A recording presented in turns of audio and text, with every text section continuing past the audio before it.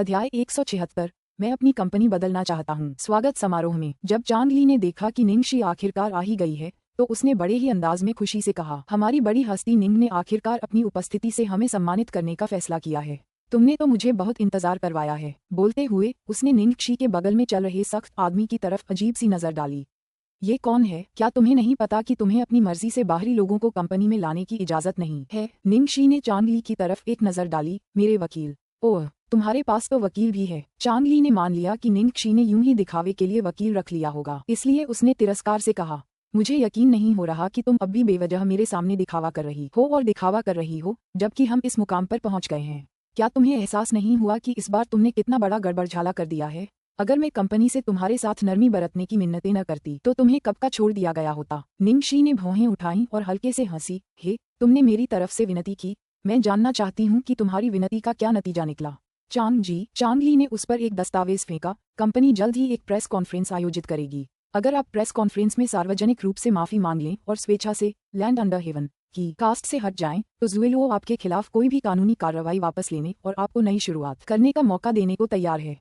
हालांकि अगर मैं अब से आपके अच्छे व्यवहार की गारंटी भी दूं तो भी शायद कोई भी प्रोडक्शन ऐसी अभिनेत्री को लेने की हिम्मत नहीं करेगा जो इतने बुरे चरित्र की हो। छड़ी से उसे डराने के बाद चांदली ने फिर से उसे इनाम देने का फैसला किया। गंभीर भाव से उसने कहा, हिम्मत मत हारो। अगर तुम सच में पछताओगी तो कंपनी तुम्हें नहीं छोड़ेगी। तुम्हें पता होना चाहिए कि कुछ निर्देशकों को घोटालों से कोई फर्क नहीं पड़ता। सच कहूं तो मैंने तुम्हारी जगह एक और भूमिका पहले ही स्वीकार कर ली है।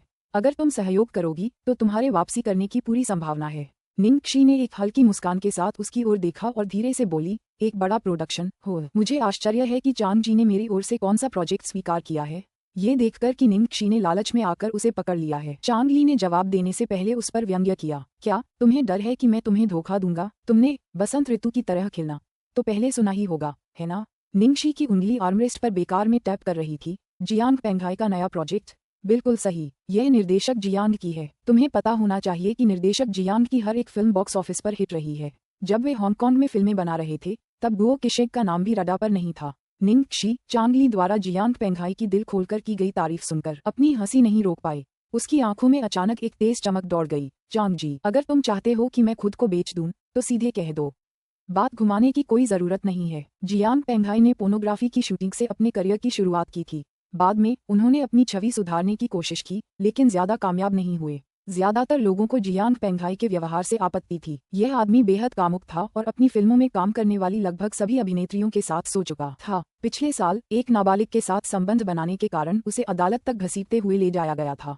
उन्हें वाकई उनका शुक्रिया अदा करना चाहिए कि उन्होंने उनके लिए इस तरह का रोल ढूंढने के लिए इतनी मेहनत की। इतने बड़े निर्देशक के निर्देशन में इतनी बड़ी फिल्म ढूंढना वाकई काफी मुश्किल रहा होगा। निंगशी की बात सुनकर चांद ली भौंचक्का रह गया।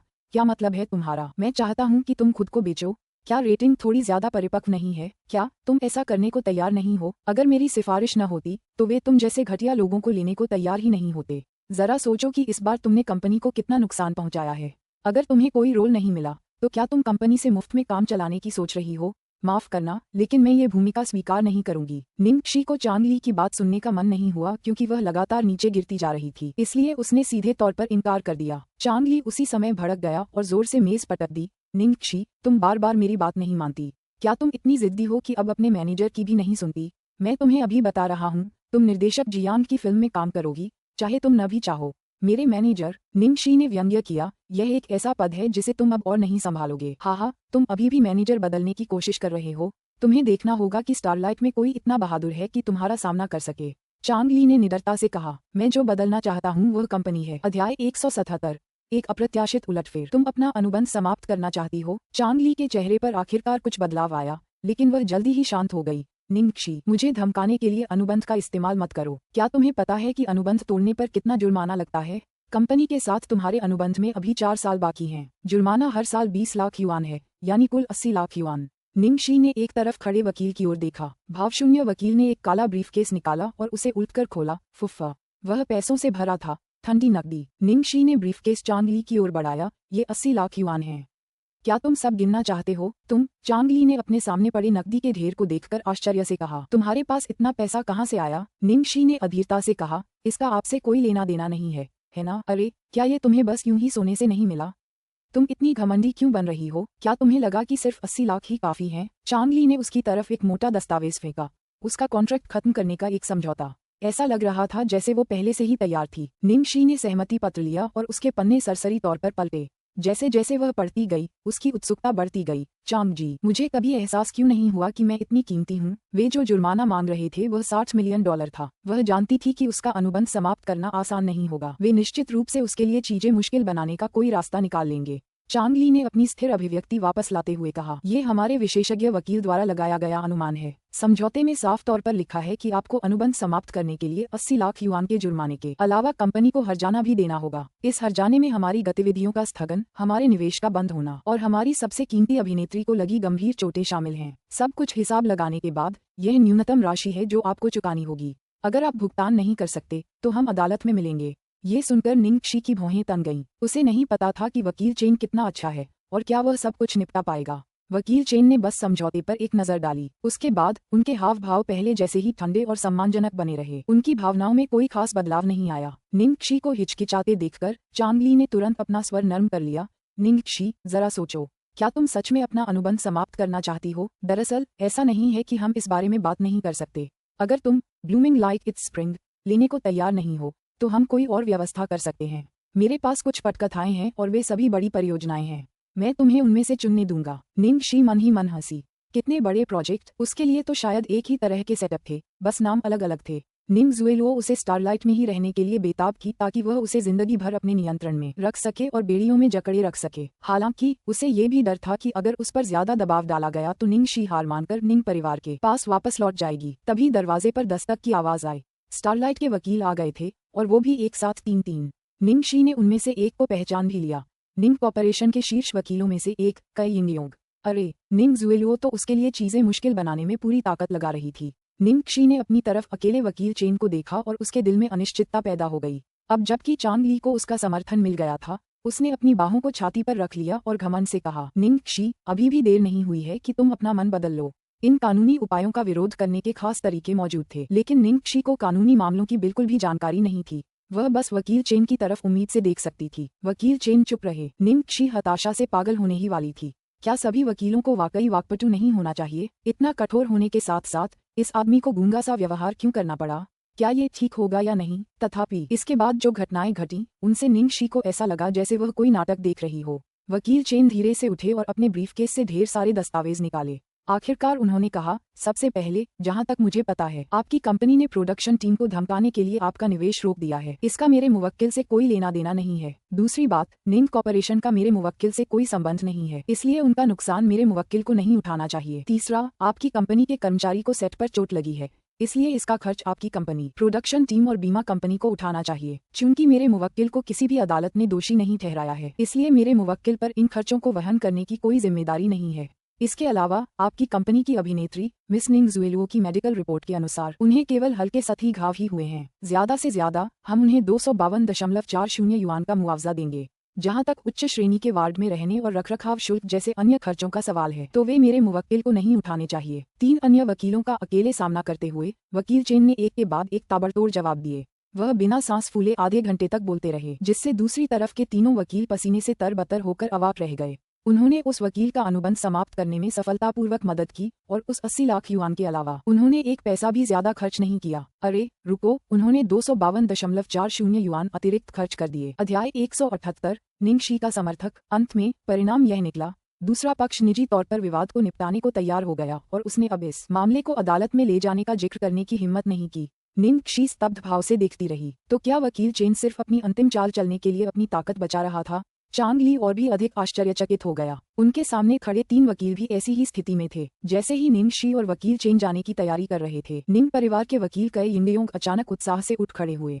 हैरानी और संदेह दोनों से भरे भाव के साथ उन्होंने वकील चेन से पूछा, जरा रुकिए, अगर मैं हिम्मत कर सकूं तो आपसे एक सवाल पूछना चाहता हूं। क्या आप वाकई महान वकील चेन जिंग हैं? उसके बगल में खड़े अन्य 2 वकीलों के चेहरे पर यह सुनकर आश्चर्य झलक रहा था। क्या चेन जिंग? कौन सा चेन जिंग? यह वकील चेन तो नहीं हो सकता, है ना? निंगशी जिस रहस्यमय वकील को अभी अभी लेकर आई थी, उसे वे पूरी तरह से तुच्छ समझते थे, इसलिए उन्होंने उसकी पहचान नहीं पूछी थी। हालांकि अब जितना ज्यादा वे इस बारे में सोचते, उतना ही ज्यादा लगता कि कुछ ठीक नहीं है। हालांकि उन्होंने चेन जिंग को पहले कभी अपनी आंखों से नहीं देखा था, लेकिन उन्होंने लंबे समय से उसके काम करने के तरीके के बारे में सुना था। वह इतने कम बोलने वाले व्यक्ति थे कि लोग उन्हें गूंगा समझते थे, लेकिन एक बार जब वह काम करना शुरू करते थे तो ऐसा लगता था जैसे उन्होंने पागल स्विच को चालू कर दिया हो। तेज तर्रार भाषण, अकाट्य तर्क, सीधे मुद्दे पर शब्द, विस्फोटक लड़ाकू शक्ति। वकील चेन ने कई यिंगलियों को पूरी तरह से नजरअंदाज कर दिया और बिना एक भी कदम रुके बैठक कक्ष से बाहर चले गए। कमरे में पीछे छूटकर चांद ली एक कुर्सी पर गिर पड़ी, उसके चेहरे से सारा खून बह गया। वे खत्म हो गए। निंग जुएलुओ ने उनसे बार बार कहा था कि वे निंग शी को अपना अनुबंध तोड़ने न दें, लेकिन अब उनकी सारी योजनाएं खराब हो चुकी थीं। निंग शी ने जिस वकील को नियुक्त किया था वह राजधानी का नंबर 1 वकील निकला, महान वकील चेन। महान वकील चेन निंग शी को एक अनुबंध समाप्त करने जैसे छोटे से मामले में बातचीत करने में मदद करने के लिए इतनी दूर क्यों आए? यह वकील प्रति मिनट के हिसाब से शुल्क लेता था और उसे नियुक्त करने में बहुत अधिक खर्च आया। क्या ये हो सकता है कि निंग शी का समर्थक यही वकील था? स्टारलाइट की बिल्डिंग से बाहर निकलने तक भी निंग शी थोड़ी हक्की बक्की थी। उसने सोचा भी नहीं था कि यह भद्दा और रूखा सूखा वकील इतना खूंखार हो सकता है। क्या गोल्डन एज के कानूनी विभाग के सभी वकील इतने महान थे? जब वह विलाप में खोई हुई थी तभी अचानक पत्रकारों का एक बड़ा समूह भवन के प्रवेश द्वार पर उसके चारों ओर इकट्ठा हो गया। निंग शी, क्या तुम आत्मसमर्पण करने आए हो? क्या आपको इस बारे में कुछ कहना है कि आपने निंग जुएलुओ को मारने का प्रयास कैसे किया? निंग जुएलुओ ने उदारता से घोषणा की है कि अगर तुम माफी मांगोगी तो वह तुम्हें नया जीवन शुरू करने का मौका देंगी। क्या तुम्हें अपने किए पर शर्म आती है? क्या मैं पूछ सकता हूँ कि क्या जिया किंग के साथ पिछले मामले के पीछे भी आप ही थे? मैंने सुना है कि स्टारलाइट एंटरटेनमेंट आपका अनुबंध समाप्त करने जा रहा है और आपको ब्लैकलिस्ट करने जा रहा है। क्या ये सच है? रिपोर्टर बेतहाशा आगे बढ़ते रहे और निंग शी को भी अपनी चपेट में ले लिया। भीड़ से खुद को बचाने के लिए उसके पास सिर्फ 2 हाथ थे और अगर वह रिपोर्टरों को पीटने लगती तो उसकी छवि के लिए अच्छा नहीं होता, इसलिए उसके हाथ बांध दिए गए। जैसे ही वह भीड़ से खुद को निकालने का कोई रास्ता सोच ही रही थी कि काले सूट पहने 5 प्रशिक्षित अंगरक्षक अचानक कहीं से आ गए और 10 सेकंड से भी कम समय में भीड़ को नियंत्रित कर लिया। उन्होंने निंग शी को बीच में ही सुरक्षित रखा और किसी को भी अंदर आने नहीं दिया। पत्रकारों ने एक दूसरे को देखा। क्या हो रहा था? ये लोग कहाँ से आए थे? निंग शी जैसी छोटी अभिनेत्री बिना किसी ताकत, पैसे या पृष्ठभूमि के और बेहद मुश्किल हालात में इन जैसे बॉडीगार्ड कैसे रख सकती है? एक साथ 5 बॉडीगार्ड तो थे ही। निंग शी के लिए किसी भी तरह की बदनामी और अनचाही अफवाहों से बचने के लिए अंगरक्षकों ने कोई भी ऐसा प्रतीक चिन्ह नहीं रखा था जिससे पता चले कि वे लू परिवार के लिए काम करते हैं। हालांकि यह उन पत्रकारों को डराने के लिए काफी था। निंग शी अंगरक्षकों के सुरक्षा घेरे में खड़ी हो गई और सभी पत्रकारों का सामना शांत भाव से किया। उसने अपनी आवाज ऊंची रखी ताकि सब सुन सकें। पहली बात तो ये कि मैं निर्दोष हूँ, इसलिए मुझे आत्मसमर्पण करने की जरूरत नहीं है। मुझे शर्मिंदा होने की भी कोई जरूरत नहीं है। दूसरी बात, जिया क्विंकिंग की घटना की सच्चाई पहले ही स्पष्ट कर दी गई है। कृपया तथ्यों को छिपाने और जनता को गुमराह करने की कोशिश न करें, अन्यथा ये बदनामी होगी। तीसरी बात, मैंने कुछ मिनट पहले ही स्टारलाइट के साथ अपना अनुबंध समाप्त कर दिया है। हालांकि अनुबंध समाप्त करने की पहल मैंने ही की थी, उन्होंने मेरा अनुबंध रद्द नहीं किया। अंत में, अगर वे मुझे ब्लैकलिस्ट करना चाहते हैं तो मैं उन्हें कोशिश करते देखना चाहूंगा। अध्याय 179, उस व्यक्ति का यौन रुझान अनिर्धारित है। अपनी बात समाप्त करने के बाद निंग शी ने अपने पीछे हो रहे शोरगुल को नजरअंदाज कर दिया और उस काली कार में बैठ गई जो अभी अभी आकर पास में रुकी थी। ये सब लू टिंगजियाओ की बेहतरीन योजना का नतीजा था। उसने शायद पहले ही अंदाजा लगा लिया था कि आज पत्रकार उस पर टूट पड़ेंगे। यहाँ तक कि बॉडीगार्ड और ड्राइवर भी सही समय पर आ गए थे। मिस शी, अब आगे कहाँ जाना है? ड्राइवर ने पूछा। चलो घर चलते हैं। निंग शी एक पल के लिए रुकी और खुद को रोक न सकी और पूछने लगी, आप मुझे मिस शी क्यों कहते हैं? मिस निंग क्यों नहीं? जब उसने इस बारे में ध्यान से सोचा तो लू निवास के नौकर और यहाँ तक कि लू टिंगजियाओ के अधीनस्थ भी उसे मिस शी या मिस शियाओ शी कहकर बुलाते थे। ये सीओ लू का आदेश था, ड्राइवर ने जवाब दिया। अतः इसलिए वह लड़का बहुत ज्यादा चौकस था। वह शायद जानता था कि उसे उपनाम निंग पसंद नहीं है। उसी समय लू निवास पर लू जिंगली सोफे पर मरी हुई मछली की तरह गिर पड़ी। भाई, तुम तो पूरा दिन इन सब पर नजर गड़ाए बैठे हो। हमारी कंपनी में इतने प्रतिभाशाली मैनेजर हैं और तुम्हें उनमें से कोई भी पसंद नहीं आया। लेई मिंग का क्या? वो काफी समय से इस धंधे में है, उसे यहाँ और विदेश में काफी अनुभव और संपर्क हैं। वो निंग शी को भी पहले से जानता है। लू टिंगजियाओ, वह जियांग मुये का मैनेजर है। लू जिंगली, ठीक है, तो हाओ शुआई का क्या? कम से कम उसका जियांग मुये से कोई लेना देना तो नहीं है ना? लू टिंगजियाओ, कोई पुरुष नहीं। लू जिंगली का मुंह फड़क उठा। तो ये शेंगलान हमारी शीर्ष प्रबंधकों में से एक, उसकी क्षमताएं सर्वोच्च हैं। लू टिंगजियाओ, उसकी यौन अभिरुचि अनिर्धारित है। उफ, ऐसी अफवाह है कि उसे औरतें पसंद हैं। भाई, क्या तुम्हारी जानकारी ज्यादा विस्तृत नहीं है? लू जिंगली के चेहरे के भाव बिगड़ रहे थे। तो झाओ मेगसिन ठीक होनी चाहिए, है ना? वो औरत है, उसका एक बॉयफ्रेंड है और वो हमारी कंपनी की नंबर 1 अभिनेत्री सु यिमो की मैनेजर है। लू टिंगजियाओ, उनका चरित्र मानकों पर खरा नहीं उतरता। लू जिंगली बिल्कुल अवाक रह गई। राजा भी अपनी रखैलें चुनते समय तुम्हारे जितना नखरेबाज नहीं थे। फिर तुम क्या चाहती हो? लू टिंगजियाओ ने एक पल के लिए खुद से बुदबुदाया और फिर पूछा, तुमने मुझे लिन झिझी की जानकारी क्यों नहीं दी? लिन झिझी ब्रेक पर हैं। उन्होंने कहा है कि वो जल्द ही किसी नए कलाकार को नहीं लेना चाहती। मुझे लगता है कि शायद वो जियांग मुये से बचने के लिए ऐसा कर रही हैं। टीएसके तो फिर वह निंग शी की मैनेजर होगी। लू टिंगजियाओ ने निर्णायक रूप से कहा। उफ भाई, तुम बहुत बुरे हो। लू जिंगली अपने दिल में जियांग मुये के लिए एक पल का मौन रखे बिना नहीं रह सका। जब उसकी बात पूरी हुई तो खुद के लिए शोक मनाने का समय आ गया। तुम मुझे अतिरिक्त काम देने में बहुत माहिर हो। लिन झिझी ने पहले ही कह दिया है कि वह किसी नए कलाकार को मैनेज नहीं करना चाहती। जब वे दोनों चर्चा कर रहे थे, निंग शी बाहर से लौटी। मैं वापस आ गया। घर पर कोई है क्या? जैसे ही उसकी आवाज घर में गूंजनी बंद हुई, एक नन्हे से मुलायम खरगोश ने उसके पैर को जकड़ लिया। उस नन्हे खरगोश के चेहरे पर भी एक पीड़ा का भाव था, मानो वे 3 घंटों के लिए नहीं बल्कि 3 सालों के लिए अलग हुए हों। हाल ही में वह छोटा सा बन उससे बहुत जुड़ गया था। निंग शी के उसे गले लगाने और काफी देर तक चुप कराने के बाद ही आखिरकार वह मुस्कुराया। तुम वापस आ गए। क्या तुम्हारा कॉन्ट्रैक्ट खत्म होने के बाद सब कुछ ठीक रहा? लू टिंगजियाओ ने पास आकर पूछा। जब उसने कॉन्ट्रैक्ट का जिक्र किया तो निंग शी उत्साहित हो गई। सब बहुत अच्छा रहा।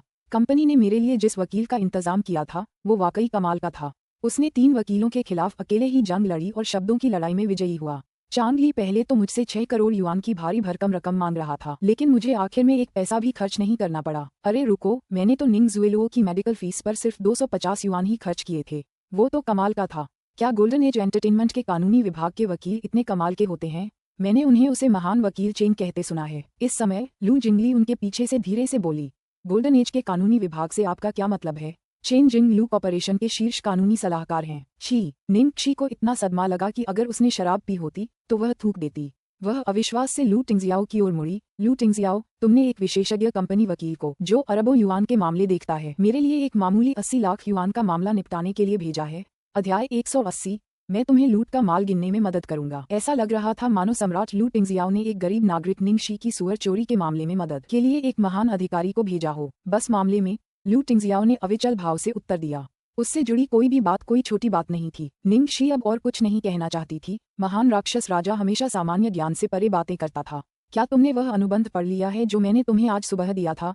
लू टिंगजियाओ ने पूछा। निंग शी ने अपने बालों में हाथ फेरा। ये इतना घना था कि इसे पढ़ते ही मुझे चक्कर आने लगा। खैर, मैंने इसका ज्यादातर हिस्सा पढ़ लिया है और मैंने इस पर हस्ताक्षर भी कर दिए हैं। मैं इसे बाद में तुम्हें दे दूंगी। लू टिंगजियाओ ने थोड़ा भौहें चढ़ाईं। तुम मुझ पर इतना भरोसा कर रही हो? निंग शी ने कंधे उचकाते हुए कहा।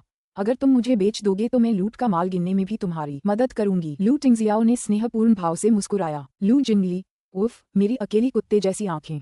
इन सब दिखावटी स्नेह से मैं अंधा हो रहा हूँ। इस घर में रहना नामुमकिन होता जा रहा है। अगर कोई अप्रत्याशित घटना नहीं घटती तो आप अगले दिन कंपनी में रिपोर्ट कर सकते हैं। कल आप घर पर आराम करें। ठीक है, ये बहुत अच्छा है। निंग शी ने सिर हिलाया।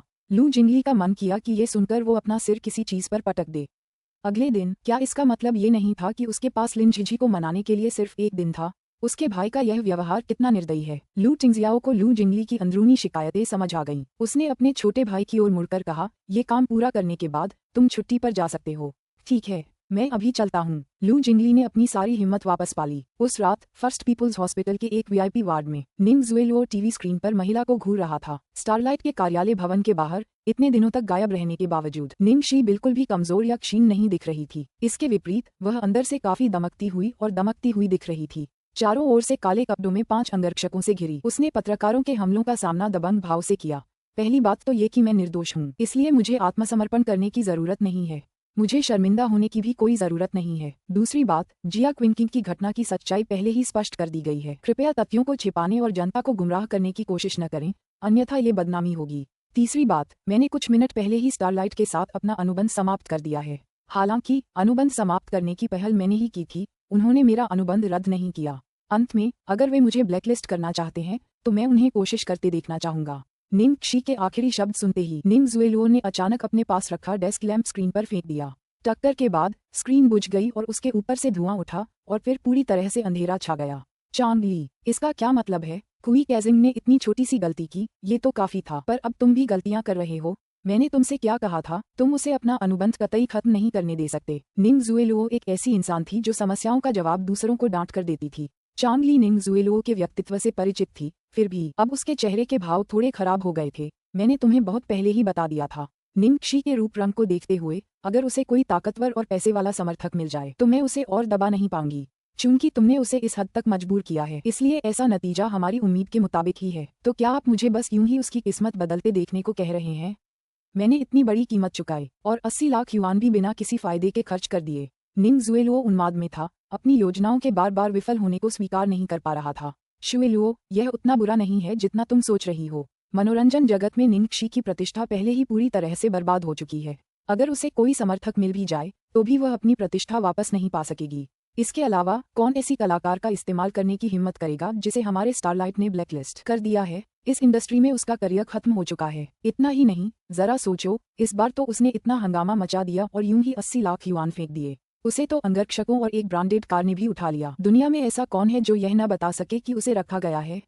निंग परिवार उसे कैसे स्वीकार कर पाएगा? क्या वह इस तरह उच्च समाज में आ भी सकती है? यहाँ तक सुनने के बाद निंग जुएलुओ का गुस्सा आखिरकार थोड़ा कम हो गया। क्या आपने प्रशंसक सेना को आदेश भेज दिया है? चिंता मत करो, जब ये हुआ तो मैंने उन्हें पहले ही आदेश भेज दिए थे, और अगर हम कुछ न भी करें तो भी वे पत्रकार जरूर बातों को इसी तरह पेश करेंगे। चांग ली पूरी तरह आश्वस्त था। अध्याय 181, मुझे कभी इसका पछतावा नहीं हुआ। निंग जुएलुओ ने अपने मोबाइल फोन पर सबसे ताज़ा समाचारों पर नजर डाली और जब उसने स्क्रीन पर निंग शी प्रायोजक पाने के बाद अहंकार से बात करती है, निंग शी पर रखेल बनने का संदेह। निंग शी ने अपना अपराध स्वीकार करने से इनकार कर दिया और कोई पछतावा नहीं दिखाया जैसे शीर्षक देखे तो वह शांत हुई। अच्छा है, सुनिश्चित करें कि जनता की राय न बदले और निश्चित रूप से इसके बाद कोई और असफलता न हो। जैसे ही उसने ये कहना समाप्त किया, किसी ने दरवाजा खटखटाया। निंग जुएलुओ ने तुरंत चांग ली को घबराहट से देखा। चांग ली ने जल्दी से टूटे हुए लैंप के टुकड़ों को ठीक किया और दरवाजा खोलने से पहले टीवी को कपड़े से ढक दिया। दरवाजे के बाहर सु यान इस समय निंग जुएलुओ के वार्ड में चांग ली को देखकर थोड़ा हैरान हुई।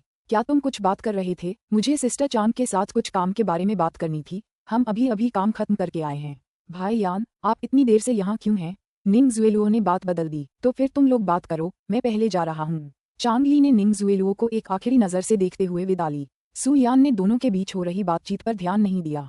वह थोड़ा भौंचक्का और उदास दिख रहा था। उसे इस तरह देखकर निंग जुएलुओ ने पूछा, क्या इसका निंग शी से कोई संबंध है? सु यान ने कुछ नहीं कहा। निंग जुएलुओ ने अपने होंठ काटे और उसका शरीर थोड़ा कांप उठा। भाई यान, क्या तुम मुझे दोष दे रहे हो? निंग शी को इस मुकाम तक पहुंचाने के लिए सु यान ने आह भरी। तुम्हारी कल्पनाएं हमेशा बेकाबू क्यों रहती हैं? ये सब उसी की गलती है, मैं तुम्हें क्या दोष दूं? मैं तो बस खुद को दोषी मानती हूँ कि मैंने अब तक सब कुछ ठीक नहीं किया और उसे इतना आगे ले गई। मैंने कभी सोचा भी नहीं था कि वो मुझसे माफी मांगने के बजाय अपना शरीर बेच देगी। वो मुझसे इतनी नफरत क्यों करती है? मैं उसे मनाने के लिए क्या करूं? क्या तुम्हें छोड़ देना ही एकमात्र रास्ता है? निंग जुएलुओ का चेहरा दर्द से भरा था। सु यान का चेहरा तुरंत बदल गया और उसने कठोर स्वर में कहा, जुएलुओ, तुम्हें ये कहने की अनुमति नहीं है। हमने एक साथ रहने के लिए बहुत कुछ सहा है। मुझे मत बताओ कि तुम इतनी छोटी सी बात पर हार मान लेना चाहती हो। निंग जुएलुओ जल्दी से उसकी बाहों में सिमट गई। उसके चेहरे पर डर साफ झलक रहा था। मुझे माफ कर दो, मैं ये बात दोबारा नहीं कहूंगी। मुझे बस डर है कि तुम्हें पछतावा होगा, मेरे साथ होने का पछतावा होगा। सु यान ने उसे खाली आंखों से देखा और फिर दृढ़ता से कहा, मुझे कभी इसका पछतावा नहीं हुआ। जब वे दोनों बातें कर रहे थे तभी दरवाजे पर फिर से दस्तक हुई। सु यान दरवाजा खोलने गई और निंग याओहुआ और झूंग लिंग्यू को देखकर हैरान रह गई। अंकल, आंटी, पापा, मम्मी, आप यहाँ क्यों हैं? निंग जुएलुओ आश्चर्यचकित था और उनका अभिवादन करने के लिए जल्दी से बिस्तर से उठने वाला था। झूंग लिंग्यू ने उसके कंधों पर दबाव डाला। हिलना मत, तुम अभी भी घायल हो, ठीक से लेट जाओ। कोई बात नहीं, हम तो बस तुम्हें देखना चाहते थे। निंग याओहुआ का चेहरा उदास हो गया। जुएलुओ, चिंता मत करो, मैं तुम्हें ये बताने आया हूँ कि मैं तुम्हारे लिए न्याय ढूंढूंगा, भले ही मुझे उसे बांधना पड़े और तुमसे माफी मांगने के लिए उसे यहाँ घसीटना पड़े। निंग जुएलुओ की आंखों में आंसू भर आए। शुक्रिया पापा और मम्मी, असल में मैं ठीक हूँ। बस उम्मीद है कि दीदी को अपनी गलतियों का एहसास हो और वो सुधर जाएं। अभी तो उसकी हालत ऐसी है कि उसकी पूरी जिंदगी बर्बाद हो जाएगी। झूंग लिंग्यू का चेहरा खास तौर पर भद्दा था। मुझे उम्मीद नहीं थी कि वो ऐसा घिनौना काम करेगी। हमारे निंग परिवार ने क्या गुनाह किए हैं कि उसे ये सब सहना पड़ा? अगर मुझे पहले पता होता तो मैं उसे कभी वापस नहीं लाता। जुएलुओ का होना ही हमारे लिए काफी है, पर तुम्हारे दादाजी सुनते ही नहीं। अब देखो क्या हो गया है। निंग याओहुआ चिंतित हो गया। बस अब और बकबक मत करो, मैं इससे निपट लूंगा। और हाँ, इस बूढ़े को इस बारे में पता मत चलना। अब उत्तराधिकार के अधिकार के लिए अपने छोटे भाई के साथ लड़ाई का निर्णायक दौर था। अध्याय 182, क्योंकि उसे परवाह नहीं थी। लिटिल बन को सुलाने के बाद निंग शी ने चेहरे पर मास्क लगाया और कुछ देर सोने ही वाली थी कि अचानक उसके मोबाइल फोन की स्क्रीन पर एक इनकमिंग कॉल आने लगी। कॉल निंग याओहुआ से थी। निंग शी ने अपनी आंखें सिकोड़ लीं, फिर फोन उठाने से पहले बालकनी में चली गई। अरे क्या बात है, क्या तुम्हें अपने पिता का अभिवादन करना नहीं आता? तुम्हारे शिष्टाचार कहाँ हैं? क्या तुम सच में इस बात पर मुझसे फिर से लड़ना चाहते हो? काश निंग परिवार में तुम्हारे जैसा कोई न होता। लेकिन तुम्हारी रगों में निंग का खून बहता है और मैं चाहे कितनी भी कोशिश कर लूं, उसे मिटाया नहीं जा सकता। तुम बाहर जो गंदी हरकतें करती हो, उसका असर आखिरकार हमारे निंग परिवार पर पड़ता है और हम ही बदनाम होते हैं। हे, मैं जो गंदी बातें करता हूँ, क्या वह निंग जुएलुओ ने फिर से कहा था? क्या ये जुएलुओ से ही होना जरूरी है? अब ये पूरे इंटरनेट पर है। वे कहते हैं कि तुम जहरीली हो और तुम्हें कोई पछतावा नहीं है, और यह कि तुम किसी की रखेल भी बन गई हो। तुम्हें ये शर्मनाक नहीं लगता, बल्कि तुम्हें लगता है कि यह एक सम्मान की बात है और तुम इसे लोगों के सामने सार्वजनिक रूप से दिखाती हो। ये मत कहना कि मैंने तुम पर फिर से गलत आरोप लगाया है। मैंने कई दिनों तक तुम्हारे अपार्टमेंट के बाहर लोगों का इंतजार किया, लेकिन तुम वापस नहीं आए। तुम मुझे ये क्यों नहीं बताते कि तुम पिछले कुछ दिनों से कहाँ रह रहे थे और तुम्हें वो पैसे कहाँ से मिले? मैं तुम्हें चेतावनी दे रही हूँ, निंगशी, ये तुम्हारा आखिरी मौका है। तुरंत वापस आओ और जुएलुओ से माफी मांगो। इसके अलावा मैंने सिंगापुर शाखा में तुम्हारे लिए उचित काम का प्रबंध कर दिया है। मैंने हवाई जहाज का टिकट बुक कर लिया है। अपना सामान पैक करो और परसों निकल जाओ। अरे, उसने उसे 5 साल पहले एक बार निर्वासित किया था और 5 साल बाद वह वास्तव में उसे फिर से निर्वासित करना चाहता था। निंगशी ने अपनी बात कहते हुए हर शब्द का उच्चारण किया। अध्यक्ष निंग, मेरी रगों में निंग का खून बहता है, लेकिन एक शुक्राणु दान करने के अलावा आपने मेरे पालन पोषण के लिए कुछ नहीं किया। भले ही आपकी इज्जत चली जाए और प्रशांत महासागर की तलहटी में जाकर गिर जाए, लेकिन मुझे उपदेश देना आपके लिए ठीक नहीं है और मेरे जीवन में दखल देना तो और भी कम। निंगशी, तुम निर्लज हो। मुझे गुस्सा दिलाने के परिणामों के बारे में ध्यान से सोचो। निंगशी ने फोन काट दिया, जिससे दूसरी ओर से आ रही आवाज बंद हो गई। इस बार उसने अंदर से अप्रत्याशित रूप से शांति महसूस की। कोई क्रोध नहीं था, कोई निराशा नहीं थी और निश्चित रूप से कोई उदासी नहीं थी। निंगशी, अचानक बगल से एक हल्की सी आवाज आई। निंगशी ने अपना सिर घुमाया और देखा कि लू टिंगजियाओ बगल वाले कमरे की बालकनी से उसे चिंतित नजरों से देख रहा था। निंगशी हैरान थी। अरे, लू टिंगजियाओ, तुम अभी तक क्यों जाग रही हो? लू टिंगजियाओ अपनी बालकनी के किनारे पर चला गया, जहां वह उसके सबसे करीब थी। मैंने बालकनी से आवाजें सुनी, इसलिए देखने बाहर आया। क्या तुम ठीक हो? निंगशी का चेहरा भी वैसा ही था। उसने कंधे उचका दिए। मैं ठीक हूँ, निंग याओ हुआ था, और हर बार जब वो मुझे फोन करता है, वही पुराना भाषण देता है। मैं तो ये भी सुना सकती हूँ कि वो क्या कहने वाला है। लू टिंगजियाओ लोगों को दिलासा देने में उतना अच्छा नहीं था, फिर भी उसने बालकनी की रेलिंग पार करके उसके सिर को धीरे से छुआ। दुखी मत हो। निंगशी मुस्कुराई और तारों की रोशनी में उसका चेहरा हल्का और शांत था। मैं बिल्कुल भी दुखी नहीं हूँ। इस दुनिया में सिर्फ वही लोग हमें दुख पहुंचा सकते हैं जिनकी हम परवाह करते हैं। जितना ज्यादा आप परवाह करते हैं, उतना ही ज्यादा आपको दुख होता है। लेकिन अब मुझे और दुख नहीं होगा, क्योंकि अब उसे कोई परवाह नहीं थी। अस्पताल में बिताया वह समय आखिरी बार था जब वह उन लोगों की वजह से दुखी महसूस कर रही थी। अब ऐसा कभी नहीं होने वाला था। ठीक है, मैं सोने जा रही हूँ। मुझे कल सुबह भी जल्दी उठना है। शुभ रात्रि। निंगशी ने उसकी तरफ हाथ हिलाया। सुबह सुबह? कल कुछ नहीं है, तुम देर तक सो सकते हो। मैं किराने की खरीदारी करने के लिए जल्दी उठ रहा हूँ। किराने का सामान किस लिए? लू टिंगजियाओ को समझ नहीं आया। जरूर खाना बनाना। पिछली बार मैंने तुम्हारे और लिटिल ट्रेजर के लिए खाना बनाने का वादा किया था। वो बार बार टलता रहा और अब तक मैंने वो नहीं बनाया। आप अभी ठीक हुए हैं, जल्दी करने की कोई जरूरत नहीं है। मैं बस कुछ किराने का सामान खरीदने और खाना बनाने जा रही हूँ। यह कोई थकाने वाला काम नहीं है और यह भी अच्छा है कि कल मेरे पास समय है, तो ये तय है। ओह ठीक है, याद रखना नाश्ते में ज्यादा नहीं खाना है। अपने पेट में थोड़ी जगह बचाकर रखना। मैं तुम्हें जरूर यह सोचने पर मजबूर कर दूंगी कि काश तुम्हारे पास 2 होते। लड़की के प्रसन्न चेहरे को देखकर लू टिंगजियाओ मुस्कुराया। ठीक है। अध्याय 183। किसी की पत्नी। अगली सुबह जल्दी। निंगशी ने हल्के गुलाबी रंग की ड्रेस और सफेद लो हील सैंडल पहने थे। उसने हल्का मेकअप किया था और अपने प्राकृतिक कर्ल्स को सीधा किया हुआ था ताकि उसके बाल कंधों पर लहराते हुए दिखें। हमेशा की तरह गुलाबी दिल के आकार का हेयर क्लिप उसके बालों में कनपट्टियों पर लगा हुआ था। संक्षेप में वह एक अच्छी पत्नी और प्यारी माँ लग रही थी। लू टिंगजियाओ सोफे पर बैठकर अखबार पढ़ रहा था और उसे देखकर एक पल के लिए दंग रह गया। ये रूप। अगर कोई खास मौका न हो तो निंगशी ज्यादातर सादगी और सादगी पसंद करती थी। उसने पहली बार उसे एक सच्ची महिला की तरह सजे धजे देखा था। निंगशी उत्साह से उसके सामने उछल पड़ी। तो क्या मैं शादीशुदा और पत्नी जैसी दिखती हूँ? लू टिंगजियाओ ने उसकी ओर देखा और उसकी आंखों में एक अर्थपूर्ण और गहन प्रकाश था। बहुत ज्यादा। विवाहित और एक पत्नी, इनसे अधिक सुंदर शब्द कोई नहीं थे। अरे अरे, ये तो बढ़िया है। इस तरह बाजार में खरीदारी करते समय मुझे ठगा नहीं जाएगा। निंगशी ने संतुष्टि से सिर हिलाया। तो फिर मैं चलती हूँ। जैसे ही वह एक कदम बढ़ाने वाली थी, वह अपने पैर नहीं हिला सकी। ये लिटिल बन था जो फिर से उसके पैर को गले लगा रहा था। निंगशी अपनी पैरों की एक्सेसरी को देखकर समझ नहीं पा रही थी कि हंसे या रोए। डार्लिंग, तुम इतनी सुबह क्यों उठ गई? लिटिल ट्रेजर ने अपनी नींद भरी आंखें रगड़ी और अपनी बाहें फैला दी, जिससे संकेत मिला कि वह गले लगना चाहता है। निंगशी को उसे लेने जाना ही था। मैं अभी किराने का सामान खरीदने जा रही हूँ, मैं जल्दी ही वापस आ जाऊंगी। छोटा बन अभी भी उसकी गर्दन से चिपका हुआ था। क्या हम आपके साथ चल सकते हैं? इस समय लू टिंगजियाओ ने बगल से कहा। निंगशी ने पलकें झपकाईं। ओह, तुम दोनों भी जाना चाहते हो? ये बहुत अच्छा है, हम लिटिल ट्रेजर को टहलने के लिए बाहर ले जा सकते हैं, लू टिंगजियाओ ने कहा। लिटिल बन ने भी अपना सिर जोर से हिलाया। निंग शी ने सिर खुजलाया। जाहिर है तुम जा सकती हो, लेकिन बाजार जैसी जगह थोड़ी अव्यवस्थित हो सकती है। मैं सुपरमार्केट नहीं, बल्कि थोड़ी दूर एक बड़े बाजार जा रही हूँ। वहाँ की चीजें सबसे ताज़ी होती हैं। कोई बात नहीं, चलो चलें। लू टिंगजियाओ ने अखबार नीचे रखा और कार की चाबी उठा ली, और इस तरह निंग शी की एकल यात्रा लिटिल बन और बिग बन के साथ 3 व्यक्तियों का अभियान बन गई। भूमिगत गराज। चमकदार कारों की कतार को देखकर निंग शी की लार टपकने लगी, खासकर जब उसने अपने पुरुष देवता लिटिल वाइट को देखा।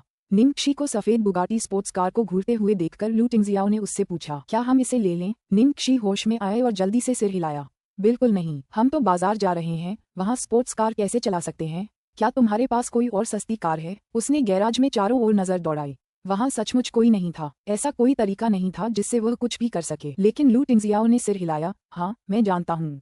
इसके बाद उन्होंने कोई स्विच दबाया और फिर गैराज के दूसरे विभाजित क्षेत्र से एक काली कार बाहर आ गई। यह एक पारिवारिक कार थी, जिसकी कीमत लगभग 5 लाख युआन थी, और यह नई दिखती थी। निंग शी ने बार बार सिर हिलाया। ये तो बहुत बढ़िया है, लेकिन लू टिंगजियाओ के पास ऐसी कार क्यों होगी जो यहाँ इतनी अनुपयुक्त थी? लू टिंगजियाओ को पता था कि वह क्या सोच रही है, और उसने समझाया, जब तुम पहली बार आई थी तब ये तुम्हारे लिए तैयार किया गया था, लेकिन तुमने इसे कभी चलाया नहीं।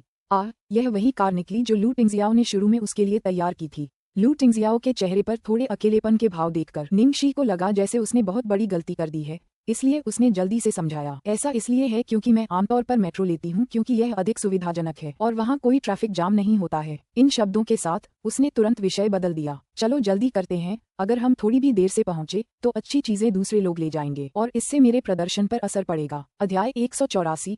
एक विशेष तिथि। सड़क पार करते हुए निंग शी ने कार की खिड़की खोली। सुबह की हल्की ठंडी हवा उसके चेहरे पर आराम से बह रही थी। साथ ही पिछले कई दिनों से जमा हुई निराशा भी दूर हो गई। लू टिंगजियाओ ने रेडियो चालू किया और तुरंत ही हल्के संगीत की धुनें पूरी कार में गूंजने लगीं।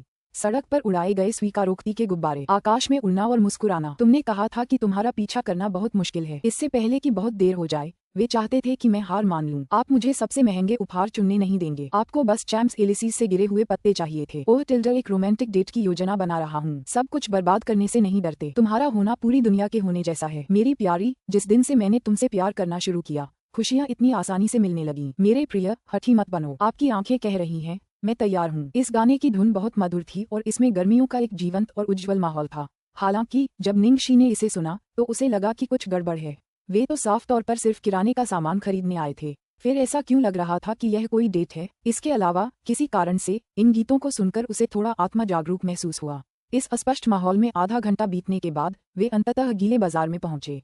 क्या तुम चाहती हो कि मैं तुम्हारे लिए एक मुखौटा खरीद दूं? लू टिंगजियाओ ने थोड़ा चिंतित होकर पूछा। परेशान होने से बचने के लिए उसने इस बार अंगरक्षकों को अपने पीछे नहीं आने दिया। नहीं, कोई जरूरत नहीं। यहाँ आने वाले मजदूरों के पास गपशप की परवाह करने का वक्त ही नहीं है। और आज मैं कितनी नेक औरत लग रही हूँ। मुझे यकीन है कि कोई मुझे पहचान नहीं पाएगा। मेरे हिसाब से तो तुम्हें और लिटिल ट्रेजर को ही मास्क की जरूरत है, निंग शी ने मजाक में कहा। हालांकि अभी भी बहुत सुबह थी, फिर भी बाजार में काफी लोग जमा हो चुके थे। लोग बाजार के अंदर बाहर भाग दौड़ कर रहे थे। निंग शी को चिंता थी कि लिटिल ट्रेजर असहज महसूस करेगा, इसलिए वह झुकी और उसे उठा लिया। लिटिल ट्रेजर पहली बार इस तरह की जगह पर आया था। रास्ते में उसने हर चीज को देखा जो उसे दिख सकती थी। उसका छोटा सा सिर उसके कंधों के बीच घूमता रहा, उसके बाएं कंधे पर फिर उसके दाएं कंधे पर झुकता रहा, और वह पूरी एकाग्रता से उसे देखता रहा।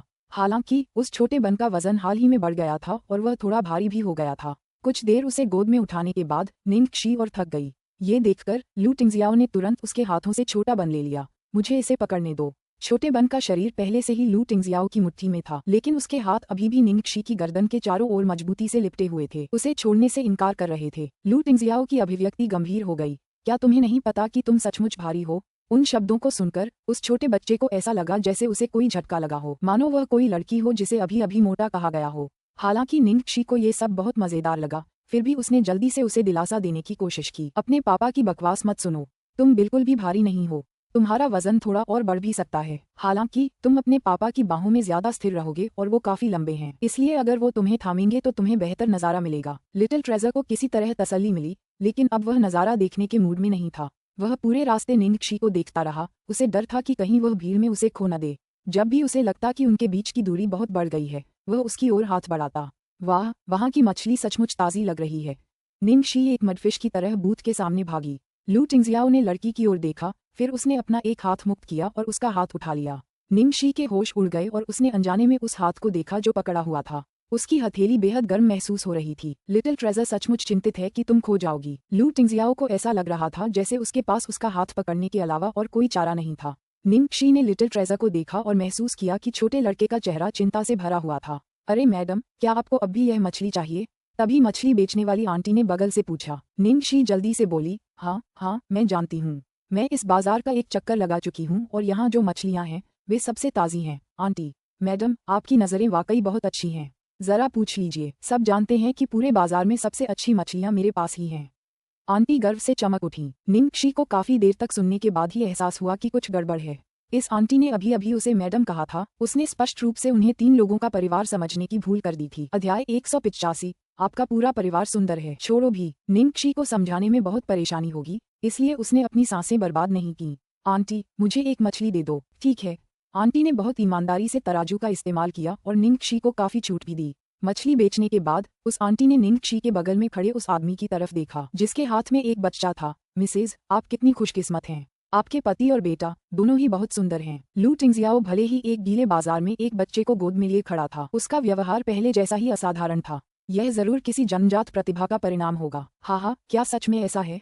पर मैं भी तो बहुत खूबसूरत हूँ, निंगशी ने मजाक में कहा। हाँ, तुम सब बहुत खूबसूरत हो, खासकर तुम्हारा ये प्यारा सा कुत्ता। इसे देखकर लोग लाड़ प्यार में पड़ जाते हैं। इसमें तुम्हारे और तुम्हारे पति के सारे अच्छे गुण पूरी तरह से समाये हुए हैं। आओ, मैं तुम्हें एक छोटी मछली मुफ्त में देती हूँ। निंगशी ने अनजाने में उसके चेहरे को छुआ। उसे उसकी और लू टिंगजियाओ की सबसे अच्छी चीजें विरासत में मिली थीं। ऐसा लग रहा था जैसे उसने ऐसा कुछ पहली बार नहीं सुना था। इसके बाद निंगशी, लू टिंगजियाओ और लिटिल ट्रेजर लगभग वेट मार्केट के केंद्र बिंदु बन गए। वे जहाँ भी खरीदारी करने जाते, सभी दुकानदार उन्हें कुछ न कुछ उपहार में देते। हरा प्याज, लहसुन, अंडे, मछली और झींगा, उन्हें हर चीज थोड़ी थोड़ी मिलती। निंगशी की टोकरी लगभग पूरी तरह भर गई थी। निंगशी को ऐसा लगा जैसे उसने अमीर बनने का कोई नया तरीका खोज लिया हो।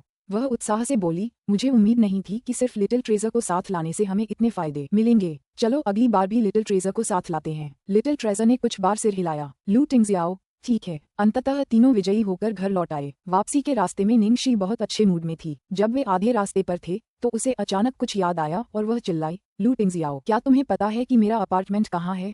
अगले चौराहे पर बाएं मुड़ जाना। हाँ, मैं चाहता हूँ। क्या तुम वापस जाना चाहती हो? लू टिंगजियाओ ने अपनी परिचित सहजता के साथ कार को उसके अपार्टमेंट की बिल्डिंग तक पहुंचाया। हालांकि वह पहले सिर्फ एक बार ही वहां आया था। हाँ, मैं अपना सुपर सीक्रेट मसाला मिक्स लेने जा रहा हूँ। तुम दोनों 1 मिनट रुको। ठीक है। जब निंगशी अपार्टमेंट बिल्डिंग में दौड़ी तो उसने जल्दी से मसाला मिक्स उठाया और वापस नीचे आ गई। जब वह लॉबी से गुजरी तो रिसेप्शन पर बैठी युवती ने उसे तुरंत रोका। अरे रुको, तुम निंगशी हो ना? तुम्हारे पास 2 एक्सप्रेस डिलीवरी हैं, वे काफी दिनों से यहाँ पड़ी हैं। क्या तुम्हें अब भी चाहिए? बोलने के बाद उसने बेहिचक निंगशी को ऐसे घूरा जैसे कुछ गपशप करना चाह रही हो। उसने सोचा कि निंगशी शायद कुछ समय पहले ही रखेल बन गई होगी क्योंकि वह इतने लंबे समय से वापस नहीं आई थी। हालांकि निंगशी ने उस युवती की नजरों को नहीं देखा।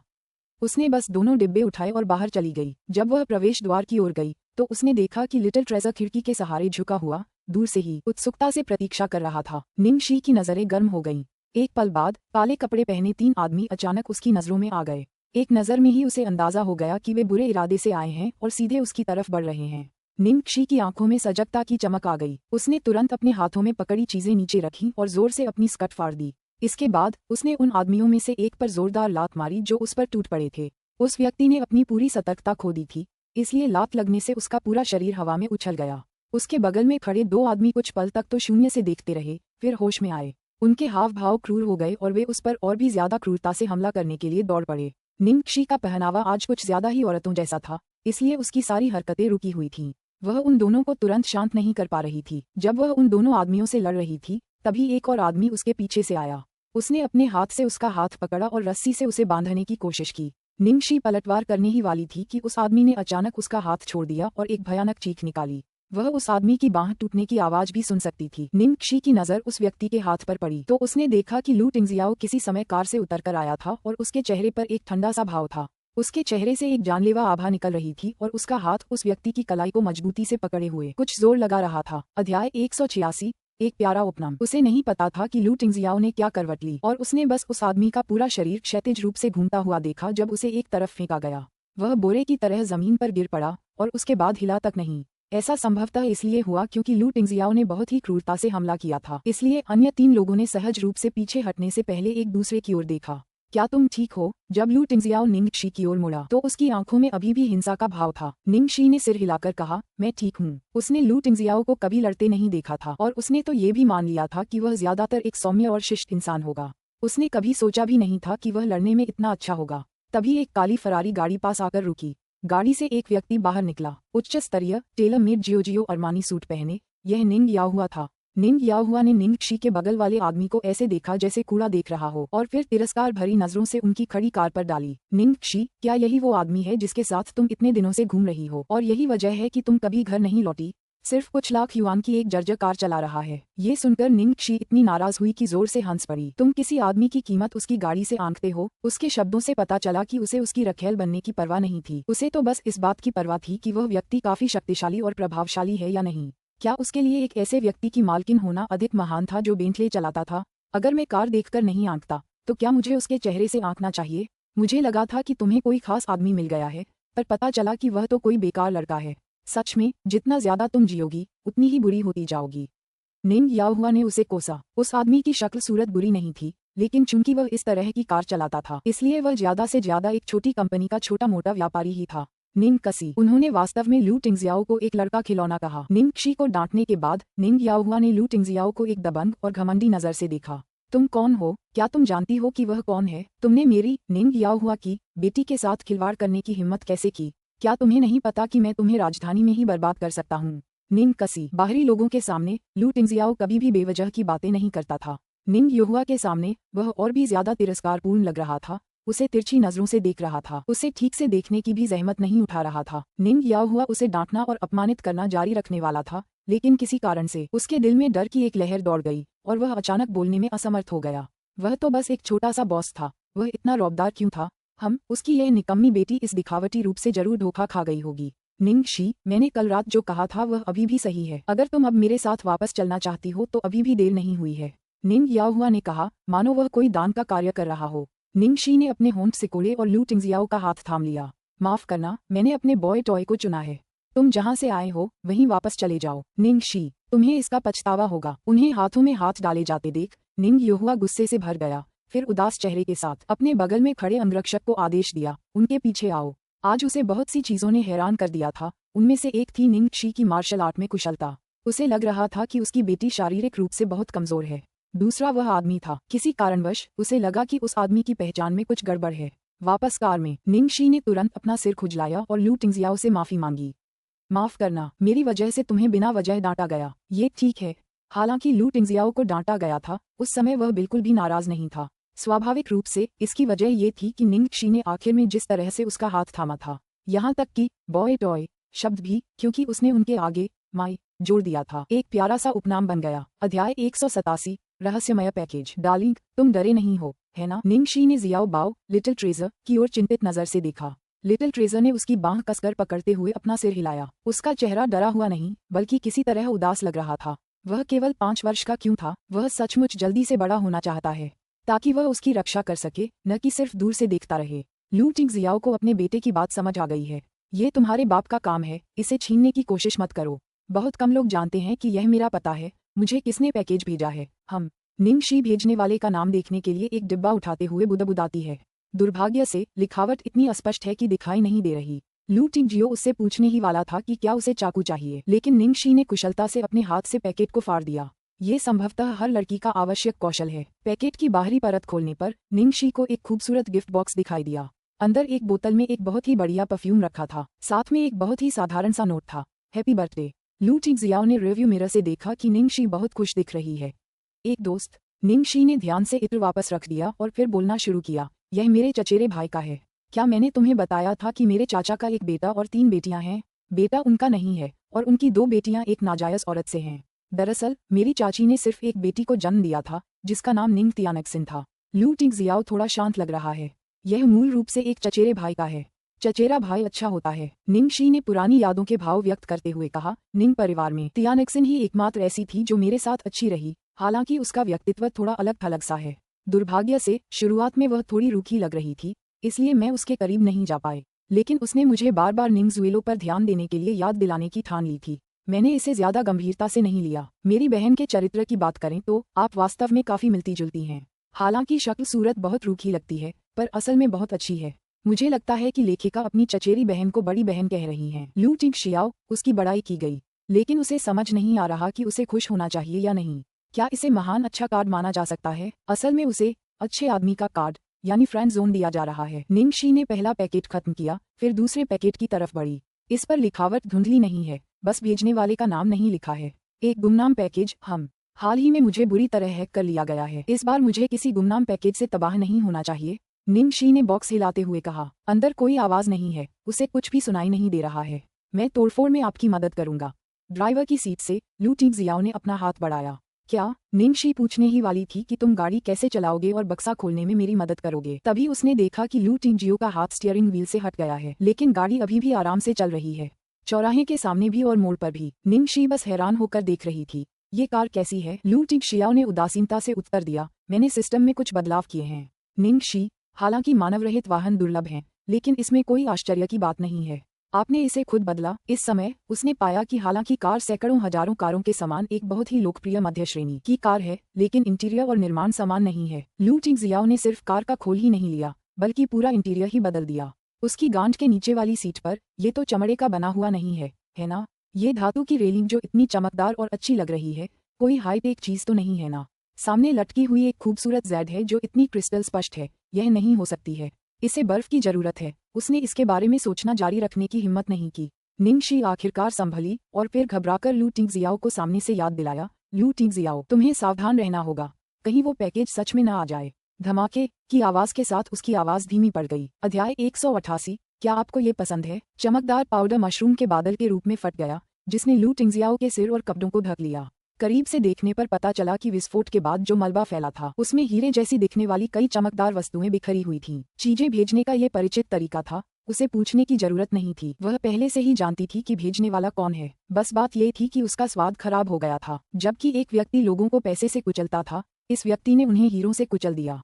यद्यपि कैरेट का आकार बड़ा नहीं था, फिर भी उनकी संख्या इतनी अधिक थी कि यदि उनमें से प्रत्येक को अंगूठी में बदल दिया जाए तो लाखों युवक अपनी प्रेमिकाओं को विवाह का प्रस्ताव दे सकेंगे। ये सिर्फ लू टिंगजियाओ ही नहीं था, पीछे की सीट पर बैठे निंगशी और लिटिल ट्रेजर भी विस्फोट की चपेट में आ गए थे और उनके शरीर भी विस्फोट के साथ चमक रहे थे। निंगकसी, लू टिंगजियाओ, छोटा खजाना। निंगशी ने अपना चेहरा पोंछा और फिर लिटिल ट्रेजर को अपना चेहरा पोंछने में मदद की। फिर वह जल्दी से झुककर लू टिंगजियाओ के चेहरे पर लगी गंदगी को साफ करने में मदद करने लगी। माफ करना, क्या तुम ठीक हो? क्या कुछ तुम्हारी आंखों में चला गया? लू टिंगजियाओ ने अपने बालों में हाथ फेरा और छोटे छोटे हीरे और कागज का एक टुकड़ा हिलाया। उसने उसे उठाया और उस पर लिखा पड़ा, प्रियतम, जन्मदिन मुबारक हो। तुम्हें अब भी ऐसी चीजें पसंद हैं, है ना? वाइस, तुम? लू टिंगजियाओ ने थोड़ी उलझन भरी नजरों से उसकी तरफ देखा। क्या तुम्हें ये स्टाइल पसंद है? वह अपने बारे में सोचने लगा, अन्य लोगों द्वारा अपनाए गए सरल और सीधे तरीकों की तुलना में। क्या वह जिस तरह से अपने इरादे व्यक्त करता था वह बहुत अस्पष्ट था? निंगशी अवाक रह गई। क्या मुझे ऐसा लग रहा है कि मुझे इस तरह की चीजें पसंद हैं? तुम इसे अभी भी सरप्राइज कह सकते हो, लेकिन ये एक हॉरर थ्रिलर है, ठीक है? लू टिंगजियाओ, हालांकि तुम बहुत अमीर हो, लेकिन तुम्हें भविष्य में कभी भी इस तरह किसी लड़की का पीछा नहीं करना चाहिए। अगर तुम किसी का पीछा करना चाहोगे तो मैं तुम्हें बाद में सिखा दूंगी। ये वादा है। जब लू टिंगजियाओ ने ये सुना तो उसके मुंह के कोने थोड़े ऊपर की ओर झुक गए। यह वही था जो वह चाहता था। ठीक है। इस समय उसने अपनी आंख के कोने से पीछे के शीशे में एक कार को अपने पीछे आते देखा। यह निंग याहुआ की कार जैसी लग रही थी। लू टिंगजियाओ के हाव भाव में कुछ गड़बड़ देखकर निंगशी ने उसकी नजरों का पीछा किया और कार भी देखी। अरे, ये आदमी तो रुकता ही नहीं, क्या हमें उन्हें उतार फेंकना होगा? लू टिंगजियाओ ने पूछा। निंगशी ने उदास होकर सोचा, फिर सिर हिलाया। छोड़ो, उसे नजरअंदाज करो, वे वैसे भी अंदर नहीं जा सकते। और लिटिल ट्रेजर अभी भी कार में है, तेज गाड़ी चलाना बहुत खतरनाक होगा। 10 मिनट बाद प्लेटिनम पैलेस। लू टिंगजियाओ की छोटी काली कार, जो आने जाने वाली लग्जरी कारों से बिल्कुल मेल नहीं खाती थी, धीरे धीरे सामने के गेट के पास पहुंची। जब वह कुछ मीटर दूर रह गया तो गार्ड ने सम्मानपूर्वक सलामी दी और फिर बहादुरी से उनके लिए गेट खोल दिया और तब तक कार पर नजर रखता रहा जब तक वह नजरों से ओझल नहीं हो गई। लेकिन निंग याहुआ, जो उनका करीब से पीछा कर रहा था, उसे तुरंत रोक दिया गया। नमस्ते, कृपया मुझे अपना पास दिखाएं। गार्ड के चेहरे पर एक व्यावसायिक भाव था। निंग याहुआ ने उत्सुकता से काली कार की ओर देखा, जो एक कोने में गायब हो गई थी, और अधीरता से पूछा, कौन सा पास? गार्ड ने कहा, यदि आपके पास पास नहीं है तो आप अंदर मौजूद निवासी से फोन करवाकर हमें बता सकते हैं कि आपको अंदर जाने दिया जाए। निंग याहुआ ने भौहें चढ़ाईं, तो फिर वह कार अभी इतनी आसानी से कैसे अंदर आ गई? वह हमारा निवासी है, गार्ड ने उत्तर दिया। क्या? निंग याओहुआ का चेहरा तुरंत बदल गया। क्या कोई गलती हुई? वो प्लेटिनम पैलेस था, राजधानी के सबसे धनी लोगों का जमावड़ा। वहाँ कोई भी नहीं रह सकता था। वह खिलौना बालक जो उस जर्जर कार को चला रहा है, यहाँ का निवासी कैसे हो सकता है? या फिर वह कोई गृहस्वामी या सहायक या किसी का नाजायज बेटा हो सकता है। अध्याय 189। Apron play. कई असाधारण घटनाओं के बाद वे तीनों अंततः घर वापस आ गए। सभी बैगों को रसोई घर में ले जाने के बाद पहला काम खाना बनाना नहीं, बल्कि स्नान करना था। वे तीनों अलग अलग मात्रा में परियों की धूल और छोटे छोटे हीरों से ढकी हुई थीं। उनमें से कोई भी चलते हुए हजारों युआन गिरा सकता था और निंगशी उसके हर कदम पर बहुत ध्यान से नजर रख रही थी, जो एक यातना थी। स्नान के बाद निंगशी ने एक आरामदायक पोशाक पहन ली, जिसे पहनकर वह आसानी से घूम सकती थी और ऐसा लग रहा था जैसे वह पूरी तरह से तैयार हो चुकी हो। मदद चाहिए? लू टिंगजियाओ लिटिल ट्रेजर के साथ नीचे आए। नहाने के बाद लिटिल ट्रेजर की खुशबू बहुत अच्छी लग रही थी और निंगशी ने उसे गले लगा लिया। वानवान को बुलाओ मेरी मदद के लिए, तुम दोनों को बस टीवी देखना है और खाने का इंतजार करना है। अभी अभी नहाए हो, अब दोबारा गंदे होने का कोई मतलब नहीं है। लू टिंगजियाओ ने कहा। वानवान आसपास नहीं है, मैंने उन सभी को आज छुट्टी दे दी है। छुट्टी का दिन? निंगशी ने थोड़ा सोचा और उसे एहसास हुआ कि लिटिल ट्रेजर का खुद भी इसमें शामिल होना अच्छा रहेगा, इसलिए उसने कहा, तो फिर तुम दोनों मेरी मदद करो। क्या तुम्हारे पास एप्रन है? मैं अभी खरीदारी करते समय उन्हें खरीदना भूल गई थी। हमें चाहिए था। प्लास्टिक की थैलियों के ढेर से लू टिंगजियाओ ने एक थैला निकाला और उसे खोला तो अंदर 3 एप्रन दिखे, सभी एक ही रंग और डिजाइन के। 2 बड़े आकार के थे और एक छोटा। तुमने ये कब खरीदे? निंगशी ने आश्चर्य से पूछा। केकड़े बेचने वाली लड़की ने मुझे ये केकड़े मुफ्त में दिए। ओह ठीक है, इन दिनों उन्होंने सचमुच सभी प्रकार की मुफ्त चीजें बांटी हैं। निंगशी ने छोटा एप्रन लिया और लिटिल बन को बुलाया। लिटिल ट्रेजर, इधर आओ, मैं इसे पहनने में तुम्हारी मदद करती हूँ। लिटिल ट्रेजर ने बड़ी उम्मीद से अपनी छोटी भुजाएं ऊपर उठाईं। निंगशी ने उसे एप्रन पहनने में मदद की, पीछे एप्रन की डोरियां बांधी और कहा, डार्लिंग तुम एप्रन में भी बहुत प्यारे लग रहे हो। ये कहते हुए उसने अपना सिर घुमाया और देखा कि लू टिंगजियाओ ने अप्रत्याशित रूप से अपने कैजुअल सूट के ऊपर गुलाबी एप्रन डाल लिया था। वह अभी भी बहुत सुंदर लग रहा था। इससे एक अप्रत्याशित रूप से सुंदर विरोधाभास भी उत्पन्न हुआ। बस मैं कुछ नहीं कर सकती, मुझे फिर से तस्वीरें लेनी है। निंगशी भागकर अपना मोबाइल फोन ले आई और लगातार तस्वीरें लेने लगी। बीच बीच में लिटिल बन को टमाटर और पसलियां जैसी चीजें या कोई भी ऐसी चीज जो सहारा के तौर पर इस्तेमाल हो सके, पकड़ाने के लिए देती रही। प्यारे से छोटे बन के बगल में एक बड़ा सा बन था, जो थोड़ा बेमेल लग रहा था, लेकिन साथ में वे अतुलनीय रूप से प्यारे लग रहे थे। क्या मैं आप में से कुछ ले लूं? लू टिंगजियाओ ने अचानक पूछा। कोई जरूरत नहीं, तुम और लिटिल ट्रेजर एक साथ। लू टिंगजियाओ ने बोलते हुए उसे एप्रन पहनने में मदद की। लिटिल ट्रेजर अब खुद को रोक नहीं सका और निंगशी के पास उड़ गया। दरअसल निंगशी स्वार्थवश बहुत अधिक निशान और यादें नहीं छोड़ना चाहती थी, लेकिन वह लिटिल ट्रेजर की उम्मीद भरी निगाहों का विरोध करने में असहाय थी। छोड़ो भी, इतना सोचने की क्या जरूरत थी। आज शराब का मजा लो और चिंता कल पर छोड़ दो। निंगशी और लिटिल बन की एक साथ ली गई तस्वीरें बहुत अधिक स्वाभाविक लग रही थीं, क्योंकि निंगशी लिटिल बन के साथ कई मजेदार इशारे और हरकतें कर रही थी। जैसे कि लिटिल बन ने कमल की जड़ों का एक गुच्छा पकड़ रखा था और ऐसा दिखावा कर रहा था जैसे कि वह उनसे शॉकवेव छोड़ रहा हो, और निंगशी ने ऐसा अभिनय किया जैसे कि अंत में वह इससे उड़ जाएगी। उन्होंने इतना आनंद लिया कि वे खाना बनाना भूल गए। वाह लू टिंगजियाओ, तुम तो सब कुछ कर सकती हो। तुम तस्वीरें लेने में भी इतनी अच्छी क्यों हो? कंपोजिशन और लाइटिंग सब कुछ बहुत बढ़िया है। निंगशी अपने फोन पर तस्वीरें देख रही थी और बहुत हैरान थी।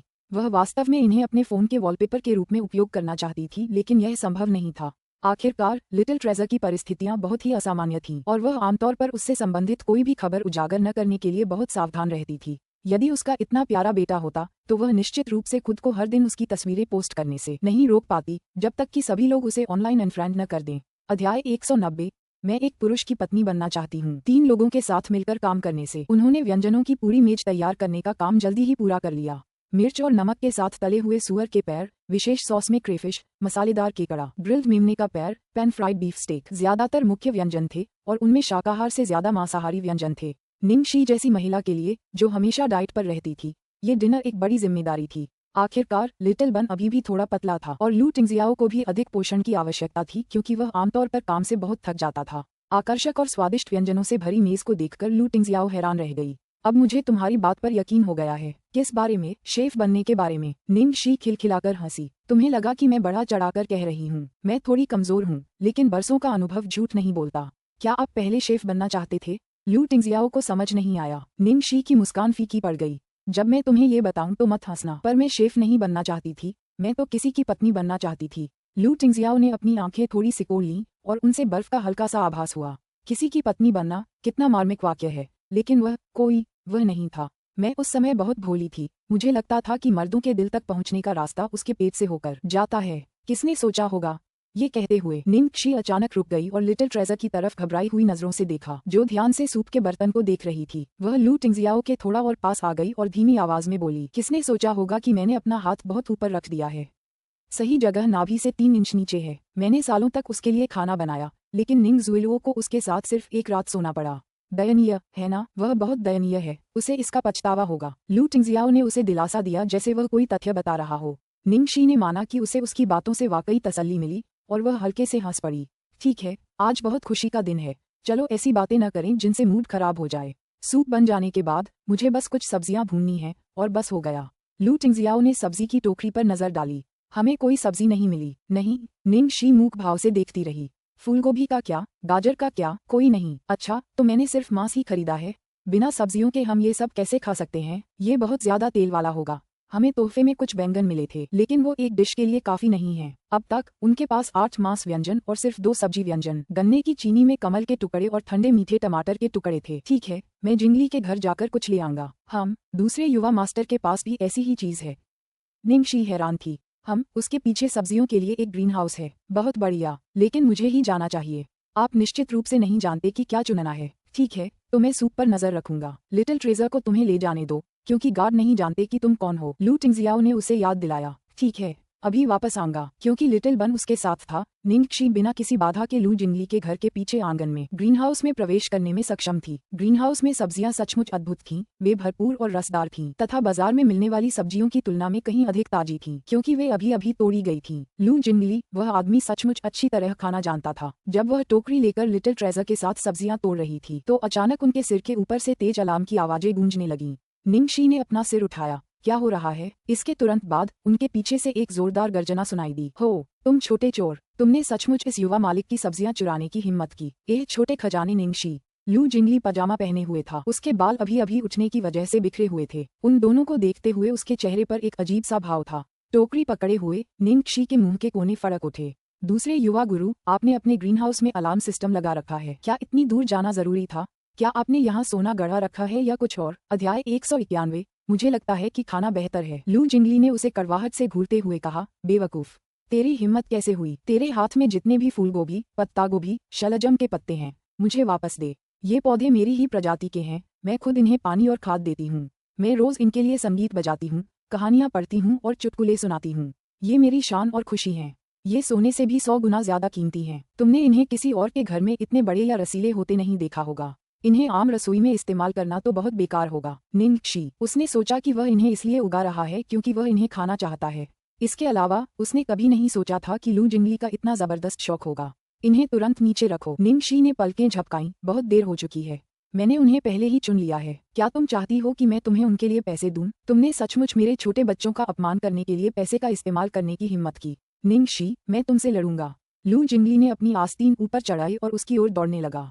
निंगक्षी ने घबराकर लिटिल ट्रेजर को खींच लिया। भागो, वह चिल्लाई और दोनों हौंफते हुए भाग गए। निंगक्षी घर के दरवाजे की ओर बढ़ी और पुकारने लगी। लू टिंगजियाओ, मदद करो, वापस स्वागत है, कैसा रहा। लू टिंगजियाओ ने घर से बाहर आते हुए पूछा। निंगक्षी ने तुरंत लिटिल ट्रेजर को पकड़ लिया और उसके पीछे छिप गई। तभी लू जिंगली वहां पहुंची और शिकायत करने लगी। भाई, तुम्हें पता नहीं, तुम्हारे परिवार के वो 2 शरारती बच्चे मेरे सब्जी के बगीचे में घुस गए और मेरा खाना चुरा ले गए। लू टिंगजियाओ, मैंने उन्हें भेजा है। लू जिंगली, वास्तव में शरारती बच्चों के पीछे एक शरारती माता पिता है। तुम बहुत ज्यादा हो। जिंगली चिल्लाई। मुझे परवाह नहीं है कि तुम ये कैसे करते हो, लेकिन मेरे छोटे बच्चों को मुझे वापस दे दो। निंगक्षी ने लू टिंगजियाओ की पीठ के पीछे से अपना सिर बाहर निकाला। लेकिन आपके छोटे बच्चे तो पहले ही मर चुके हैं। तुम्हारी हिम्मत है ऐसा कहने की। मैं उन्हें दफना दूंगा और उनकी मुक्ति के लिए प्रार्थना करूंगा। क्या इतना काफी नहीं है। खैर, मुझे लगता है कि इन्हें खाना भी बहुत अच्छा है। तुम इस क्रूर महिला, मैं तुम्हें पीटूंगा और तुम्हारे साथ मर जाऊंगा। गुस्से में लू जिंगली भागने लगा जब अचानक एक सुंदर रोबोट उसके रास्ते को रोकने के लिए प्रकट हुआ। रोबोट के पीछे खड़ा लिटिल ट्रेजर लू जिंगली को ठंडे भाव से देख रहा था, मानो उसे चेतावनी दे रहा हो कि वह अपनी चाची शियाओशी को परेशान न करे। 3 बच्चों और लड़ने के लिए तैयार एक रोबोट को देखकर लू टिंगजियाओ ने अपनी नाक भींची और आह भरी। लू जिंगली, परेशानी मत करो, बस खाने के लिए आओ। मैं नहीं चाहती, लू जिंगली ने शुरू किया, लेकिन अचानक उसे स्वादिष्ट भोजन की सुगंध आई। भैया, आज तो आपने सारे नौकरों को भगा दिया ना। फिर खाना किसने बनाया। मैंने किया। निंगक्षी ने तुरंत अपना हाथ उठाया। लू जिंगली के चेहरे पर अविश्वास साफ झलक रहा था। तुम खाना बना सकती हो, क्या हम खाना खा सकते हैं? उसे मेज तक ले जाकर देखा तो नतीजे साफ थे। रसोई की मेज पर ऐसे व्यंजन रखे थे जो किसी रेस्टोरेंट के मुख्य रसोइये जैसे लग रहे थे, जिससे लू जिंगली हक्का बक्का रह गया। तुमने सचमुच इसे बनाया है? निंगशी ने जल्दी से लू जिंगली की चुराई हुई सब्जियां ले लीं और उन्हें तुरंत तल दिया।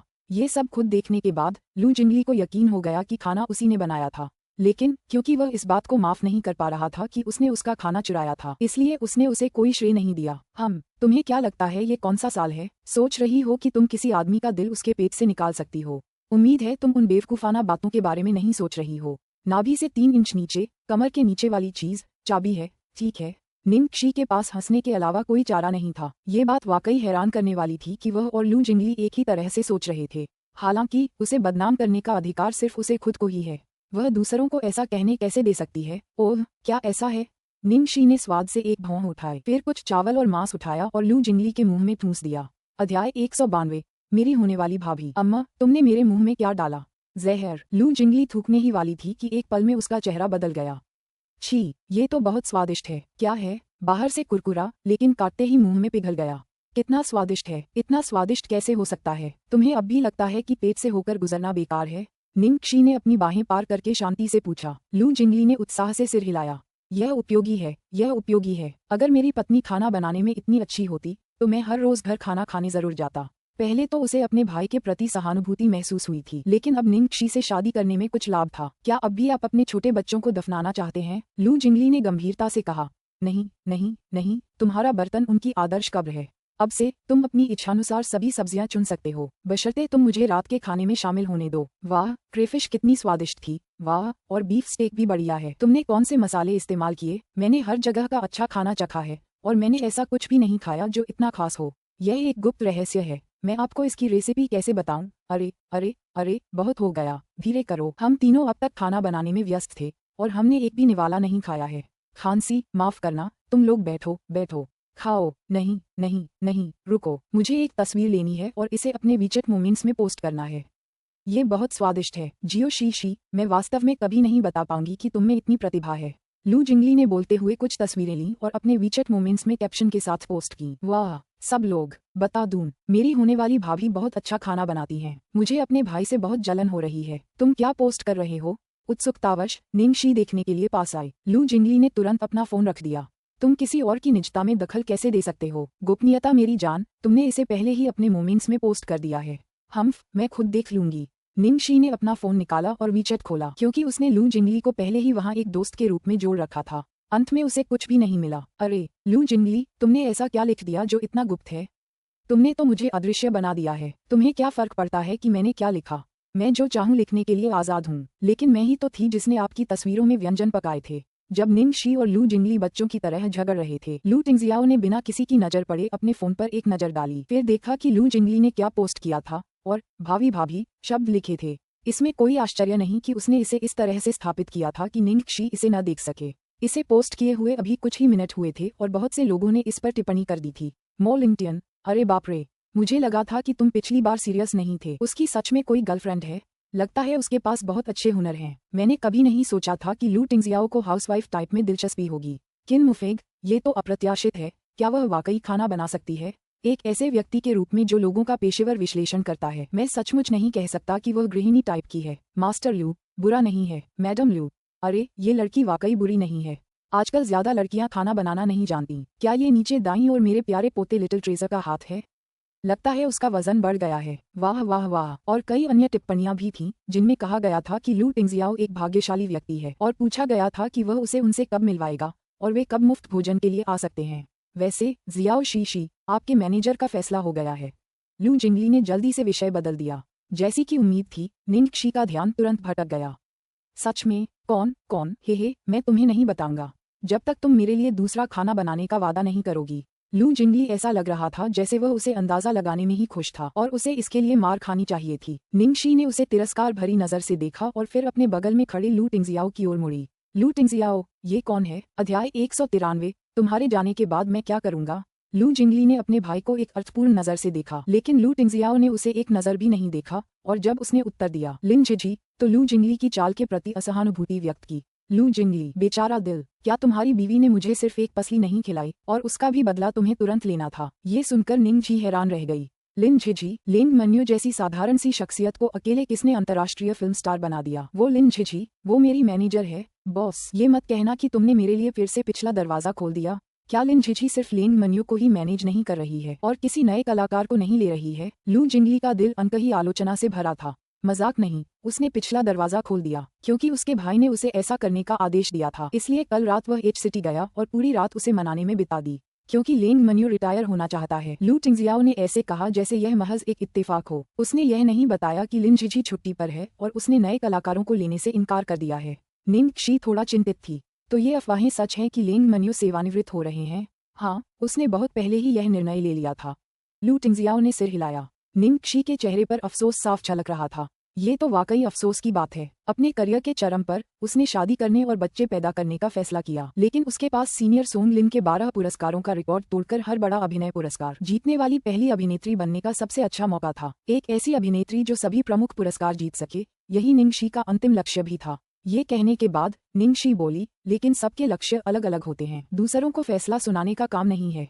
तो लिन झिझी मुझे संभालने के लिए मान गई। मैंने सुना है कि वह बहुत सख्त है। उन्होंने ऐसा किया, लेकिन केवल तभी जब आप उस परीक्षा में उत्तीर्ण हो जाएं जो वह बाद में आपके लिए निर्धारित करेंगी। उसके बाद ही वह यह निर्णय ले सकेंगी कि आपके प्रशिक्षण और छवि को कैसे विकसित किया जाए। लू टिंगजियाओ ने उत्तर दिया। ओह, ठीक है, मैं अपनी पूरी कोशिश करूंगी। लू टिंगजियाओ की यह बात सुनकर कि उसे अभी भी बाद में एक परीक्षा देनी है, निंग शी को थोड़ी राहत महसूस हुई। पास में ही लू जिंगली उनकी बातचीत सुनकर चिढ़ गया। ऐसा लग रहा था जैसे उसके भाई ने निंग शी को जिंदगी भर के लिए अपना दिल दे दिया था। हर बार जब वह उसकी मदद करता तो वह उसे करने का कोई सम्मानजनक और उचित तरीका ढूंढने की कोशिश करता। उसने उस पर जरा भी दबाव नहीं डाला, न ही उसे अपने प्रति ऋणी होने का एहसास दिलाया। वह सचमुच उस पर मोहित था। ये देखकर कि निंग शी हर गुजरते दिन के साथ अपने भाई पर अधिक भरोसा करने लगी थी, उसे लगा कि वह दिन अब ज्यादा दूर नहीं जब वह उसे सचमुच अपनी भाभी कह सकेगा। बहुत बढ़िया, उसके बाद वह हर समय अच्छा खाना खा सकेगा। हे। रात में सारा दिन जी तोड़ खेलने के बाद नन्हा ट्रेजर जल्दी सो गया। निंग शी को उसे सुलाने में 5 मिनट से भी कम समय लगा। निंग शी ने उस छोटे लड़के के माथे को धीरे से चूमा, फिर धीरे से अपने पीछे दरवाजा बंद कर लिया। लू टिंगजियाओ दरवाजे के बाहर रेलिंग पर टिका हुआ था और दरवाजा बंद होने की आवाज सुनकर उसने ऊपर देखा। लिटिल ट्रेजर सो गया है? हाँ, गहरी नींद में। आज के लिए तुम्हारा धन्यवाद। ये कुछ भी नहीं था, मैंने भी अच्छा समय बिताया। ये पहली बार था जब लिटिल ट्रेजर ने 2 कटोरे चावल खाए। लू टिंगजियाओ संतुष्ट दिखी। निंग शी हंसी। मुझे लिटिल ट्रेजर को उसके सहयोग के लिए धन्यवाद देना चाहिए। जब तक मैं व्यस्त नहीं हूँ, मैं उसके खाने के लिए जरूर ढेर सारा स्वादिष्ट खाना बनाऊंगी। लू टिंगजियाओ ने भौहें चढ़ाईं, फिर मना कर दिया। नहीं। क्यों नहीं? निंग शी को समझ नहीं आया। लू टिंगजियाओ ने उसकी तरफ देखा और उसके चेहरे पर एक उदासी छाई हुई थी।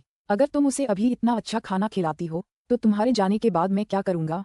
तुम्हारे जाने के बाद मैं क्या करूंगा? ये किसी भी सामान्य वाक्य की तरह लग रहा था, लेकिन इसके पीछे का अर्थ उसके दिल पर भारी हथौड़े की तरह जोर से लगा।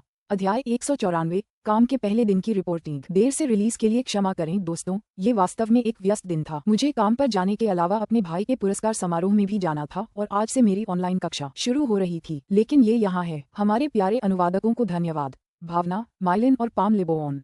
कल रात लू टिंगजियो की बातें सुनने के बाद निंग शी को अच्छी नींद नहीं आई। उसे सारी रात अजीबोगरीब सपने आते रहे और उसने झू शियांगचेंग, वही बॉस जिसने उसे कामोत्तेजक दवा दी थी, द्वारा नशे में धुत होने का भी सपना देखा। सपने में उसने खुद को लू टिंगजियाओ की बाहों में फेंक दिया और देखते ही देखते उसका गुस्सा काबू से बाहर हो गया। आहा, उसे ऐसा सपना कैसे आया? बाथरूम में निंग शी ने अपने बालों को बिखराया और अपने चेहरे पर ठंडे पानी के छींटे मारे। उसे स्वयं को संभालना होगा क्योंकि आज नई कंपनी में रिपोर्ट करने का उसका पहला दिन था। समय समाप्त होने पर वह नीचे की ओर गई और देखा कि छोटा बन और बड़ा बन उसे खुश करने के लिए इंतजार कर रहे थे। लू टिंगजियाओ, चलो। लिटिल ट्रेजर ने अपना वर्ड पैड उठाकर एक शब्द दिखाया, लड़ाई।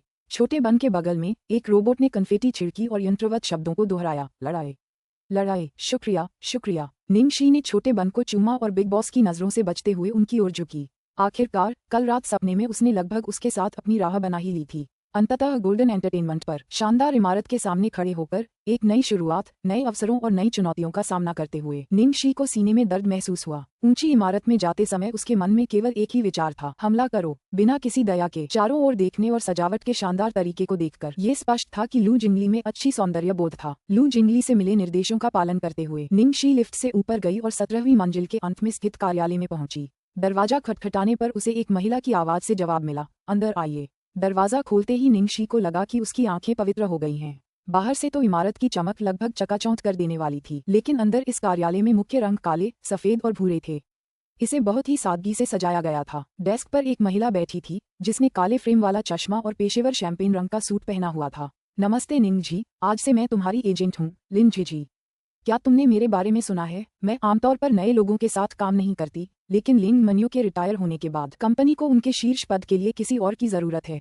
लिन जी ने ये सरल स्पष्टीकरण दिया, जबकि उसकी नजरें दबाव से निंग जी पर टिकी थीं। इस लड़की के बारे में उसकी पहली धारणा यही है कि वह और लिन मन्यू दो बिल्कुल अलग किस्म की हैं।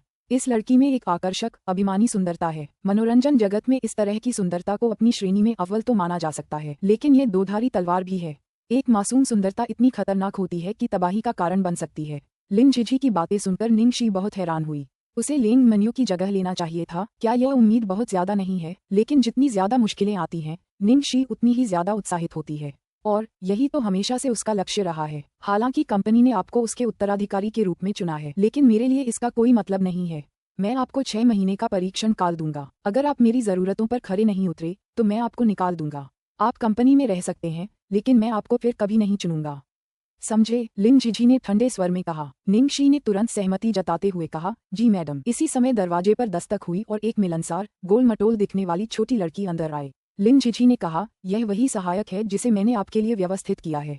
शुभ संध्या निंग शी, मैं हूँ ताऊ हूँ, लेकिन आप मुझे ताऊ जी कह सकते हैं। लड़की ने शर्माते हुए अपना परिचय दिया। हेलो, निंग शी ने अभिवादन किया, जिससे गोल मटोल छोटी सहायक पर उसकी पहली अच्छी छाप पड़ी। अध्याय 195, प्यार में नहीं पड़ सकते। छोटी सहायक से उसका परिचय कराने के बाद लिन जी ने उसे चाबियों का एक गुच्छा देते हुए कहा, यह आपकी कंपनी द्वारा व्यवस्थित अपार्टमेंट है। आपको जल्द से जल्द यहाँ आना होगा। निंग शी ने चाबी पर उत्कीर्ण शब्दों पर नजर डाली। Pearl River apartments. अरे, कंपनी ने उसके जैसी नई लड़की को पर्ल रिवर अपार्टमेंट में रहने की व्यवस्था की है। इस शहर में सबसे महंगे विला प्लेटिनम पैलेस में हैं और सबसे महंगे अपार्टमेंट पर्ल रिवर अपार्टमेंट्स में हैं। ये दोनों लू ग्रुप के हाउसिंग डेवलपमेंट प्रोजेक्ट हैं। उसे याद आया कि निंग जुएलो भी पर्ल रिवर अपार्टमेंट्स में ही रहता था। स्वर्ण युग वास्तव में समृद्ध और शक्तिशाली है। निंग शी ने कुछ शर्मिंदा होकर जवाब दिया, शुक्रिया लिन जी, लेकिन मैं अभी अंदर नहीं जा सकती। लिन जी ने उसकी ओर देखा, क्या तुम्हारा कोई बॉयफ्रेंड है? निंग शी को एहसास हुआ कि उसने गलतफहमी में आकर सोचा था कि वह अपने बॉयफ्रेंड के साथ रह रही है। उसने तुरंत उसे समझाने की कोशिश की, नहीं, बॉयफ्रेंड की वजह से नहीं। मैंने अपनी एक दोस्त से वादा किया था कि मैं कुछ समय तक उनके साथ रहूंगी। उसके बाद मैं तुरंत वहां से चली जाऊंगी। मैं आपको यकीन दिलाती हूँ कि इससे मेरे काम पर कोई असर नहीं पड़ेगा, और मैं जहाँ रहती हूँ वह भी बहुत निजी है। मैं तुम्हारे निजी मामलों में ज्यादा दखल नहीं देना चाहता, लेकिन कुछ शर्तें हैं जिनका पालन करना जरूरी है ताकि बाद में कोई समस्या न हो। पहली शर्त यह है कि इस उम्र में तुम प्यार में नहीं पड़ सकते। तुम समझ रहे हो ना क्यों? लू जी ने पूछा। उसने अकेले ही लिंग मन्यू को पाला था और फिर एक आदमी की वजह से अचानक रिटायर हो गई। यह उसके लिए बहुत बड़ा झटका था। टीम के साथी के रूप में एक साथ लड़ते हुए तथा बीच रास्ते में अपने साथी द्वारा उसे छोड़ दिए जाने से वह बहुत निराश हो गई। लिन जी, इस समय मैं तुम्हें विश्वास दिला सकती हूँ कि मैं अब बस सर्वश्रेष्ठ अभिनेत्री बनना चाहती हूँ। निंग शी ने दृढ़ स्वर में उत्तर दिया। लिन जी ने उसे केवल भावशून्य भाव से देखा। जब एक औरत को प्यार मिलता है तो उसका सिर और दिमाग चकरा जाता है। चाहे वह 100 वादे भी करे, वे सब बेकार ही रहेंगे। इसके बाद लिन जी ने उसे कंपनी के कुछ नियमों और विनियमों के बारे में बताना जारी रखा। फिर उसे एक दस्तावेज सौंपा। आज स्टारलाइट एंटरटेनमेंट एक प्रेस कॉन्फ्रेंस करेगा। उनका मुख्य उद्देश्य आप पर प्रतिबंध की घोषणा करना है। हमारे लोग कल सुबह 9 बजे यहाँ होंगे। ये कॉन्फ्रेंस के नोट्स और उन सवालों के जवाब हैं जो पत्रकार आपसे पूछ सकते हैं। वापस आने पर इन्हें जरूर देखें। निंग शी ने फाइल ली। लिन जी, निश्चिंत रहो, मैं अपना सर्वश्रेष्ठ प्रयास करूंगी। हालांकि लिन जी का चेहरा हमेशा ठंडा और रूखा रहता था, फिर भी निंग शी को असहज महसूस नहीं हुआ, बल्कि वह काफी सुरक्षित महसूस कर रही थी। ये कंपनी सारी व्यवस्थाएं संभालती है, जिससे उनके कलाकार सिर्फ अभिनय पर ही ध्यान केंद्रित कर पाते हैं और अपनी पूरी क्षमता से काम कर पाते हैं। यह उससे बिल्कुल अलग है जिसकी वह आदी थी। लिन जी ने देखा कि लड़की की आंखें कृतज्ञता और दृढ़ संकल्प से भरी थीं। उसकी अनुकूलता कुछ अंक बढ़ गई। हालांकि लू जिंगली आमतौर पर थोड़ा चालाक होता है, कम से कम लोगों को पहचानने की उसकी नजर बहुत अच्छी है। हर बार जब वह किसी व्यक्ति को ढूंढ लेता है तो वह असफल नहीं होता, बल्कि अंततः काफी सफल होता है। ठीक है, अब आप जा सकते हैं। कुछ और बातें हैं जो मैं आपको बाद में बताऊंगा। अगर आपको कुछ समझ न आए तो बेझिझक हमें फोन करें। हाँ, तो लिन जी, मैं पहले निकलूंगा। आज निंग शी बहुत उत्साहित थी। लू शियाओ ने उसके लिए एक काली ऑडी तैयार रखी थी क्योंकि हाल ही में उसकी हालत बहुत ज्यादा खराब हो गई थी। अगर वो मेट्रो में ही चलती रही और पहचान ली गई तो बहुत बड़ी मुसीबत हो सकती थी। वापसी में निंग शी ने उत्साह से ऑटो पायलट फंक्शन आजमाया। कार अपने आप सही जगह पर आ गई और घर की ओर चल पड़ी। वह बिना कुछ किए बस ड्राइवर की सीट पर बैठ गई। वाकई कमाल है, जिंदगी बदल देने वाली तकनीक वाकई कमाल की है। इस समय स्टारलाइट एंटरटेनमेंट की प्रेस कॉन्फ्रेंस खत्म हो जानी चाहिए थी। निंग शी ने जानबूझकर अपना फोन उठाया और माइक्रो ब्लॉगिंग साइट खोलकर ऑनलाइन प्रतिक्रिया देखने लगी। अध्याय 196 भावुक प्रशंसक फ्राइंग पैन में। प्रेस कॉन्फ्रेंस के बाद नेटिजन्स का गुस्सा अभूतपूर्व ऊंचाई पर पहुंच गया। स्टारलाइट बहुत अच्छा काम कर रही है, उस रंडी को ब्लॉक करो। निंग शी का जिक्र करते हुए, कुछ गलत करना और इतना घमंडी होना। मैं नशे में था। बदकिस्मती से दुनिया में ऐसे बहाने नहीं होते। तुम सब निंग शी को गालियां क्यों दे रहे हो? मैं चाहता हूं कि कोई खड़ा होकर उसे मारे। मुझे लगता है निंग जी को निंग जुएलो की उदारता से बहुत ज्यादा फायदा हुआ। उसे सीधे अदालत ले जाना चाहिए। याद रखें, निंग जुएलो घायल थी। निंग शी के पीछे एक पापी स्वामी है जो केवल शरीर की चाहत में माहिर है। मूल रूप से उसे एक वेश्या कहा जाता है। इतना ही नहीं, जब भी कोई निंग शी का बचाव करने की कोशिश करता, सब लोग उस पर हमला करने के लिए उमड़ पड़ते। नतीजतन कोई भी अलग राय देने की हिम्मत नहीं जुटा पाता था। निंग जुएलो स्पष्ट रूप से उसे दबाने की जल्दी में था ताकि वह खड़ी न हो सके। निंग शी ने अपना फीड रिफ्रेश किया और पाया कि कुछ गड़बड़ है। उसका माइक्रोब्लॉग अचानक जोरों से चलने लगा। उसके पेज पर कमेंट्स की संख्या आसमान छूने लगी। अरे क्या हुआ? निंग शी के मोबाइल फोन की स्क्रीन कई बार काली हो गई। इससे पहले कि वह उसे दोबारा खोल पाती, तब उसे समझ आया कि क्या हुआ था। अभी अभी लू जिंगली ने एक पोस्ट किया था, लिटिल कोई प्रिंस, हमारे गोल्डन एंटरटेनमेंट परिवार में शामिल होने वाले नए छात्रों का स्वागत है Tilda at Ning Shi. Ning Shi खुद को घूरने से रोक नहीं पाई। उसे लगा कि उसकी आंखें गलत देख रही हैं। क्या लू जिंगली एक उच्च प्रोफाइल वाला चरित्र नहीं है? जैसे ही यह पोस्ट सामने आए, पूरा माइक्रोब्लॉगिंग समुदाय उत्साहित हो गया और सभी उपयोगकर्ता इस पोस्ट पर आ गए। मुझे यकीन नहीं हो रहा कि मैं क्या देख रहा हूँ। निंग शी, वो रंडी असल में गोल्डन एज एंटरटेनमेंट में गई थी। मुझे यकीन नहीं हो रहा। मुझे यकीन नहीं हो रहा। मुझे यकीन नहीं हो रहा। मेरे प्यारे लिटिल कोई प्रिंस को जरूर हैक कर लिया गया होगा। बिल्कुल यही हुआ है। क्या गोल्डन एज एंटरटेनमेंट की इंडस्ट्री में बहुत अच्छी प्रतिष्ठा है। वे उस घटिया वेश्या निंग शी को कैसे साइन कर सकते हैं? अगर यह सच है तो गोल्डन एज एंटरटेनमेंट का पतन हो रहा है। इस जिंदगी में मैं गोल्डन एज के कलाकारों को देखने कभी नहीं जाऊंगा। शुरुआत में जिंगली की काफी अच्छी प्रतिष्ठा थी। मैंने कभी सोचा भी नहीं था कि वह इस तरह का इंसान होगा। इतने बुरे इंसान को साइन करना बहुत निराशाजनक है। आप ऐसे इंसान को साइन क्यों करना चाहेंगे? क्या इसलिए कि वह खूबसूरत है? शी, निंग शी, उस रंडी को मेरे छोटे कोई भगवान के साथ नहीं सोना चाहिए।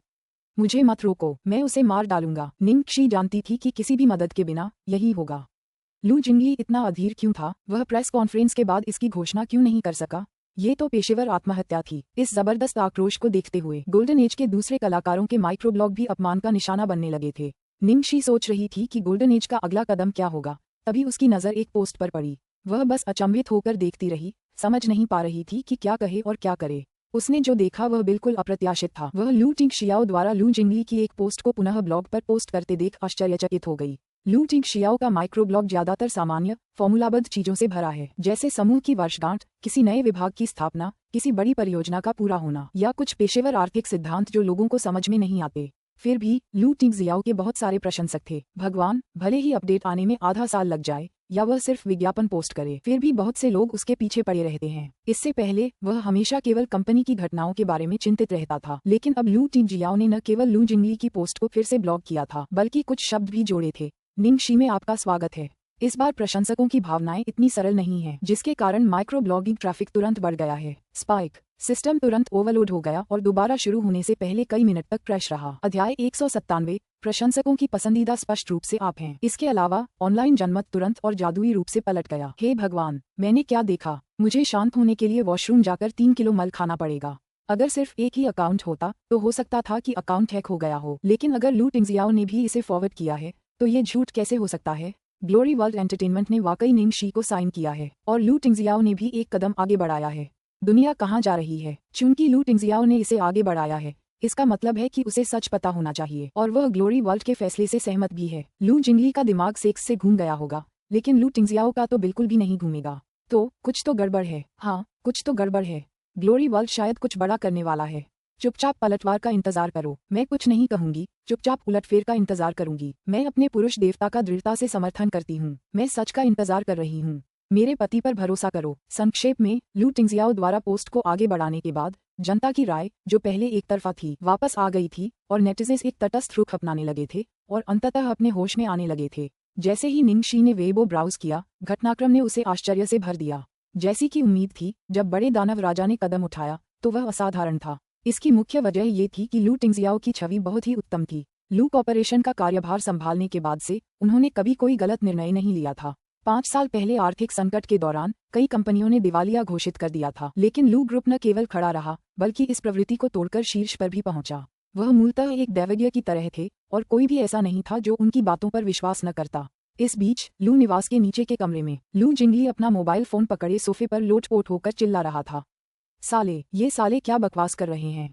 सेक्स से मेरा दिमाग घूम सकता है, पर तुम बिल्कुल नहीं घूमोगे। ये अन्याय तो हद से ज्यादा है। सेक्स के बहकावे में आने वाला तुम ही हो, तुम ही हो, तुम ही हो, तुम ही हो।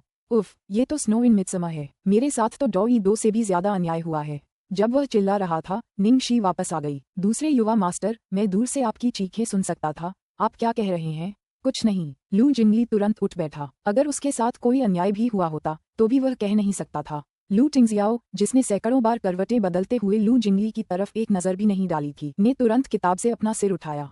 तुम वापस आ गई। क्या तुमने लिंग झिझी को देखा है? निंगशी ने उत्साह से सिर हिलाया। हाँ, सिस्टर लिंग बहुत अच्छी हैं और बिल्कुल वैसी ही हैं जैसी मुझे पसंद हैं। उनका ठंडा और उदास चेहरा देखकर मुझे सुरक्षा का एहसास होता है। लू टिंगजियाओ, ऐसा लग रहा था कि सब कुछ ठीक चल रहा है, लेकिन जब उसने ये सुना तो उसे असुरक्षित क्यों महसूस हुआ? ये कहते हुए निंगशी ने तुरंत लू जिंगली को घूरा। दूसरे युवा गुरु, आप भी बहुत अधीर हैं। आपने अभी यह घोषणा क्यों की कि मैंने ग्लोरी वर्ल्ड के साथ अनुबंध कर लिया है? लू जिंगली ने उसे एक बुद्धिमान नजर से देखा। जाहिर है, ये तुम्हारी लोकप्रियता बढ़ाने के लिए था। देखो, अब तुम कितनी मशहूर हो गई हो। हर कोई तुम्हारे बारे में बात कर रहा है। निंगशी ने नाक सिकोड़ी और उसे तिरछी नजरों से देखा। अगर लू टिंगजियाओ बचाव के लिए न आती तो हम दोनों को व्यभिचारी होने का श्राप मिल जाता। ठीक है। जब लू जिंगली ने ये सुना तो उसे आखिरकार थोड़ा दोषी महसूस हुआ और उसने धीरे से कहा, अगर वे डांटना चाहते हैं तो उन्हें डांटने दो। सच्चाई कल वैसे भी सामने आ जाएगी। उन्होंने उम्मीद की थी कि नेटिजन्स नाराज होंगे, लेकिन यह नहीं सोचा था कि उनका दुर्व्यवहार इतना भद्दा होगा। उस दिशा में सोचते हुए भी अभी अभी तो उसके भाई का चेहरा उन टिप्पणियों को पढ़कर हरा हो गया था। अब आप वेबो पर कल की प्रेस कॉन्फ्रेंस की घोषणा कर सकते हैं, लू टिंगजियाओ ने उसे याद दिलाया। ओह ठीक है, मैं इसे अभी करूंगा। निंगशी द्वारा अपने वेबो अकाउंट पर पोस्ट करने के बाद लू जिंगली ने इसे फॉरवर्ड किया और कुछ ही समय बाद लिंग झिझी ने भी ऐसा ही किया। तभी उसके मोबाइल फोन की स्क्रीन पर एक इनकमिंग कॉल चमकी। कॉलर आईडी थी जियांग मुये। अध्याय 198। उसने मेरे सामने तुम्हें चूमा। अरे जियांग, निंग जियाओशी, तुमने तो ग्लोरी वर्ल्ड के साथ करार कर लिया। तुमने मुझसे इस बारे में बात क्यों नहीं की? मैंने जो ईमेल तुम्हें भेजा था वो तुमने देखा या नहीं? जियांग मुये ने लाइन में गरजते हुए कहा। अरे, तुम व्यस्त तो नहीं हो? मैं तुम्हें परेशान नहीं करना चाहती थी। खैर, इसका उस ईमेल से क्या लेना देना है जो तुमने मुझे भेजा था? जियांग मुये की आवाज वाकई बहुत तेज थी। निंगशी ने लू टिंगजियाओ को अजीब तरह से देखकर मुस्कुराई और फिर फोन लेकर ऊपर चली गई। उसके पीछे लू जिंगली ने उसकी ठुड्डी को छुआ और अपने भाई को एक अर्थपूर्ण नजर से देखा। भाई, लगता है कोई तुम्हारे रास्ते में आना चाहता है। अरे, वो बेचारी असल में तुम्हारी जैसी ही औरत को पसंद करती है। शुक्र है जियाओ शी मेरे टाइप की नहीं है। टीएसके प्रेम में प्रतिद्वंद्वी बहुत डरावने थे। फोन पर जियांग मुये गुस्से से मरने को था। अब तक तुमने ईमेल नहीं देखा? माफ करना, मैं भूल गया। क्या ये बहुत जरूरी है? मुझे लगा कि यह कोई और नकली वीडियो या कुछ और है। जियांग मुये ने गहरी सांस ली और बहुत धीरे से कहा, तुम अभी तुरंत इसी पल अपना इनबॉक्स खोलो और देखो कि मैंने तुम्हें क्या भेजा है। फोन मत काटो, इसे अभी खोलो। ठीक है, ठीक है, ठीक है, मैं अभी इसे देखूंगा। निंगशी ने हताश होकर अपना कंप्यूटर चालू किया और जियांग मुये द्वारा भेजा गया ईमेल ढूंढ निकाला। फिर उसने ईमेल में दिए गए अटैचमेंट को डाउनलोड कर लिया। इसमें एक छवि और एक ऑडियो फाइल थी। उसने सबसे पहले तस्वीर खोली। यह वीचैट चैट का स्क्रीनशॉट था। अय्या, मेरा पोता बहुत प्यारा है। अय्या, मेरा बेटा बहुत हैंडसम है। टिंगजियाओ, तुम्हारे और लिटिल ट्रेजर के लिए कपड़े किसने चुने? क्या वो लड़की थी जो तुम्हें पसंद है? हाँ, मुझे पता था तुम ये स्टाइल कभी नहीं चुनोगे। देखो, रंग कितना चटक है, कितना अच्छा लग रहा है। ये उन फीके कपड़ों जैसा बिल्कुल नहीं है जो तुम हमेशा पहनते हो, और लिटिल ट्रेजर को भी इसी फीके स्टाइल से जूझना पड़ता है। जैसी उम्मीद थी, इस घर को एक औरत की जरूरत है। उसने ये तस्वीरें भी लीं। हाँ, इतना खराब भी नहीं। अरे, मेरी होने वाली नंद तो कमाल की है। वो तुम्हें ये रंग पहना सकती है और तुम उसे तस्वीरें भी खिंचवाने देती हो। मैंने तुम्हें पहले भी ऐसे ही रंग के कुछ कपड़े दिए थे और तुमने मुझे कितनी हिकारत से देखा था। तुमने तो मेरी पसंद को भी तुच्छ समझा। चैट को देखते हुए उसने देखा कि यह लू टिंगजियाओ, लू परिवार के 2 बुजुर्ग और लू जिंगली थे। क्या तुम इसे देख रही हो? जियांग मुये ने उससे पूछा। हाँ, निंगशी ने सिर हिलाया। उसके चेहरे पर एक जटिल भाव था और फिर उसने ऑडियो खोला। कुछ सरसराहट की आवाजों के बाद जियांग मुये की आवाज निकली। चाचा, निंगशी के प्रति आपके इरादे क्या हैं? तभी लू टिंगजियाओ की आवाज सुनाई दी, निंगशी की ओर। हाँ, क्या तुम्हें नहीं लगता कि उसके प्रति तुम्हारा रवैया बहुत अजीब और बहुत अंतरंग है? जियांग मुये ने पूछा। लू टिंगजियाओ का स्वर सुस्त और खतरनाक दोनों था। मुझे लगा था कि मैं पहले ही काफी स्पष्ट हो चुका हूँ, लेकिन चूंकि तुम अभी भी नहीं समझे हो। इस बिंदु तक सुनते हुए निंगशी का दिल अचानक उसके गले में आ गया, मानो वह जियांग मुये के मूड को महसूस कर सकती थी, जबकि वह लू टिंगजियाओ के जवाब का इंतजार कर रहा था। लू टिंगजियाओ क्या कहेंगे? उसने 3 सेकंड इंतजार किया, जो 3 सदियों जैसा लगा। फिर लू टिंगजियाओ की आवाज आखिरकार फिर सुनाई दी। उसने कहा, समझे? निंगशी उलझन में थी। क्या स्थिति है, क्या समझ रही हो? निंगक्षी को लगा कि उससे कुछ छूट गया है और वह वीडियो दोबारा चलाने ही वाली थी कि जियान मुए की ठंडी आवाज फोन पर आए। तुम्हें इसे दोबारा सुनने की जरूरत नहीं है, तुमने गलत नहीं सुना, उसने सच में सिर्फ यही एक शब्द कहा था, लेकिन कहने से पहले उसने मेरे सामने तुम्हें चूमा था। अध्याय 199, सिर्फ आपकी चिंता नहीं। क्या? निंगक्षी हक्की बक्की रह गई। मुझे भी ये सब कैसे पता नहीं, उस रात तुम नशे में थी। ये तब की बात है जब प्रोडक्शन टीम ने मेरे स्वागत में डिनर रखा था। जियान मुये ने उसे याद दिलाया। निंगक्षी को आखिरकार याद आ गया। यह वह रात थी जब वह गलत कमरे में चली गई थी और झू जियांगचिंग ने उसका फायदा उठाने की कोशिश की थी। बाद में लू टिंगजियाओ उसे व्यक्तिगत रूप से प्रोडक्शन क्रू के कमरे में वापस ले गया और उससे कहा कि वह काम पूरा होने के बाद उसका इंतजार करे और वे दोनों साथ में वापस चले जाएंगे। बहुत बाद में जब उसने लू टिंगजियाओ को देखा तो वह इतनी नशे में थी कि उसे कुछ भी याद नहीं की। उसके बाद क्या हुआ? उस समय जियान मुये उसके बगल में था, तो संभवतः उसी समय उसने और लू टिंगजियाओ ने बात की होगी। ये देखकर कि निंगक्षी ने कुछ देर तक कुछ नहीं कहा, जियान मुये, जो शुरू से ही बहुत आशावान नहीं था, और भी निराश हो गया। तुम्हें अब भी मेरी बात पर यकीन नहीं है ना? मुझे पता है कि ये सबूत पूरी तरह से पक्के नहीं हैं। तुम स्क्रीनशॉट को ऐसे ले सकते हो जैसे लू टिंगजियाओ अपने माता पिता को मना रहा हो, और ऑडियो में तो मैंने सबसे जरूरी बात भी रिकॉर्ड नहीं की। तुम्हारे पास तो बस मेरे ही शब्द हैं। काफी देर बाद लाइन के दूसरी तरफ से एक आह भरी गई। जियान मुये, मैं मानो या न मानो, इससे ग्लोरी वर्ल्ड के साथ अनुबंध करने के मेरे फैसले पर कोई असर नहीं पड़ेगा। अगर उसके मन में सचमुच मेरे लिए भावनाएं भी होती तो भी वह काम और निजी मामलों में साफ फर्क करता और अपने पद का इस्तेमाल मेरे खिलाफ नहीं करता। और वह मुझ पर कभी जोर जबरदस्ती नहीं करता। जब निंगक्षी ने ये कहा तो जियान मुये को पता चल गया कि यह खत्म हो गया है। उसने कभी नहीं सोचा था कि निंगक्षी लू टिंगजियाओ पर इस हद तक भरोसा करेगी, जबकि वे दोनों एक दूसरे को कुछ ही महीनों से जानते थे। निंगक्षी ने आगे कहा, शुक्रिया, मुझे पता है कि आप मेरे बारे में चिंतित हैं। कल एक प्रेस कॉन्फ्रेंस है और मुझे अंतिम लड़ाई की तैयारी पर ध्यान केंद्रित करना है। जब ये खत्म हो जाएगा तो हम और बात करेंगे। जब ये सब खत्म हो जाएगा तो आप लू टिंगजियाओ के जाल में फंस जाएंगे और बच नहीं पाएंगे। नहीं, वह तो पहले से ही उसके जाल में फंसी हुई थी। अगर उसे पता भी था तो क्या हुआ? वह कुछ नहीं कर सकता था, और मुझे सिर्फ तुम्हारी परवाह नहीं है। लू टिंगजियाओ के तरीकों का तिरस्कार करने का उसे क्या अधिकार था? जब वह जो कर रहा था वह सम्मानजनक नहीं था। जियान मुये पर एक गहरी बेबसी छा गई। ठीक है, तुम व्यस्त हो, मैं बाद में मिलता हूँ। हम अलविदा। निंगक्षी ने फोन रख दिया। अचानक उसे लगा जैसे उसके शरीर की सारी शक्ति खत्म हो गई हो। वह कमजोर होकर बिस्तर पर गिर पड़ी। उसके चेहरे पर कोई भाव नहीं था और वह ऊपर छत को घूर रही थी। वह अभी भी जियान मुये की टिप्पणी से उबर रही थी। उसने तुम्हें मेरे सामने चूमा था। ऐसा संभवतः इसलिए था क्योंकि एक अभिनेता के पास दृश्यों को फ्रेम करने और कथाओं को चित्रित करने की बेहतर समझ थी। वह अपने दिमाग में उस समय के परिदृश्य को लगभग पूरी तरह से पुनर्निर्मित कर सकता था। उसका दिल तेजी से धड़क रहा था। निंगक्षी ने अपना फोन उठाया और जल्दी से लू टिंगजियाओ को एक वीचैट संदेश भेजा। बॉस, मैं प्रेस कॉन्फ्रेंस की योजना को ध्यान से पढ़ना और याद करना चाहता हूँ, इसलिए आज रात मुझे खाने पर बुलाने की जरूरत नहीं है। मेरे लिए कुछ फल खाना ही काफी है। कल रात मैंने बहुत ज्यादा मांस खा लिया था, तो अच्छा है, मेरा वजन कम हो जाएगा। कैरेट। उसने ये जताने की बहुत कोशिश की कि ऐसा लगे कि कुछ भी गलत नहीं हुआ है। इस कारण उसे यह नहीं बताना चाहिए, है ना? हालांकि वह दिखावा करने में सबसे अच्छी थी, लेकिन लू टिंगजियाओ के सामने उसे कोई आत्मविश्वास नहीं था। नीचे लिविंग रूम में लू टिंगजियाओ ने निंगक्षी द्वारा भेजे गए वीचैट मैसेज को देखा। उसने अपनी आंखें थोड़ी ऊपर उठाईं और चेहरे पर एक अस्पष्ट भाव लिए निंगक्षी के कमरे की ओर देखा। लू जिंगली जल्दी से पास आकर एक नजर डालने लगी, फिर निराश भाव से बोली, अरे भाभी, आज रात खाना नहीं बना रही हैं? मैं तो यूं ही बेसब्री से इंतजार कर रही थी। ये कहने के बाद उसे कुछ सूझा और उसने अपने भाई के कंधे पर हाथ रखा और अर्थपूर्ण ढंग से कहा, क्या जियान मुये वह बच्चा है जो घिरा हुआ महसूस कर रहा है? क्या इस बार हमने जो किया वह बहुत बुरा था? अध्याय 200, एक गंभीर चोट। लू टिंगजियाओ ने दूसरी ओर देखा। उसका चेहरा एक झील की तरह था जो हवा से हिल गई थी, लहरदार, लेकिन जल्दी ही एक बार फिर शांत हो गई। वह जानता था कि देर सवेर ये दिन आएगा और वह इसका इंतजार कर रहा था। इस दौरान वह बहुत ही मुश्किल दौर से गुजरा था, लेकिन बिना किसी दुर्घटना के वह इससे उबर गया। ये पहले से ही उसके लिए सबसे अच्छी स्थिति थी जिसकी वह उम्मीद कर सकता था। अब वह केवल प्रतीक्षा ही कर सकता था। अपने भाई के हाव भाव को देखकर लू जिंगली उसकी चिंता करने से खुद को नहीं रोक सका। उसके भाई ने पिछले कुछ महीनों में अपनी जिंदगी भर की सहनशीलता और संयम लगभग खर्च कर दिया था। अगर कुछ गड़बड़ हो जाती तो वह सोच भी नहीं सकता था कि उस समय उसकी क्या हालत होगी। निंगक्षी से मिलने के बाद से वह बदल गया था, और सिर्फ थोड़ा बहुत नहीं। ये कहना अतिशयोक्ति नहीं होगी कि यह एक बड़ा बदलाव था। लू जिंगली सचमुच नहीं चाहती थी कि वह पहले जैसा हो जाए या और भी डरावना हो जाए। उसने निर्णय लिया था कि वह कल अपने भाई के लिए प्रार्थना करने मंदिर जाएगा और उसके लिए अधिक समय तक घुटने टेकेगा। निंगक्षी, जिसने कहा था कि वह योजना को याद रखना चाहती है, कम से कम 2 घंटे तक बिस्तर पर रही थी। उसका मन पूरी तरह से खाली था तथा उसके मन में आने वाले सभी विचार पूरी तरह से खाली थे। जब भी उसे कोई बेहद मुश्किल काम हल करना होता तो वह इस तरह दबाव कम करती। जब इस तरीके से भी काम न बनता तो वह थोड़ा ज्यादा मुश्किल तरीका ही चुनती।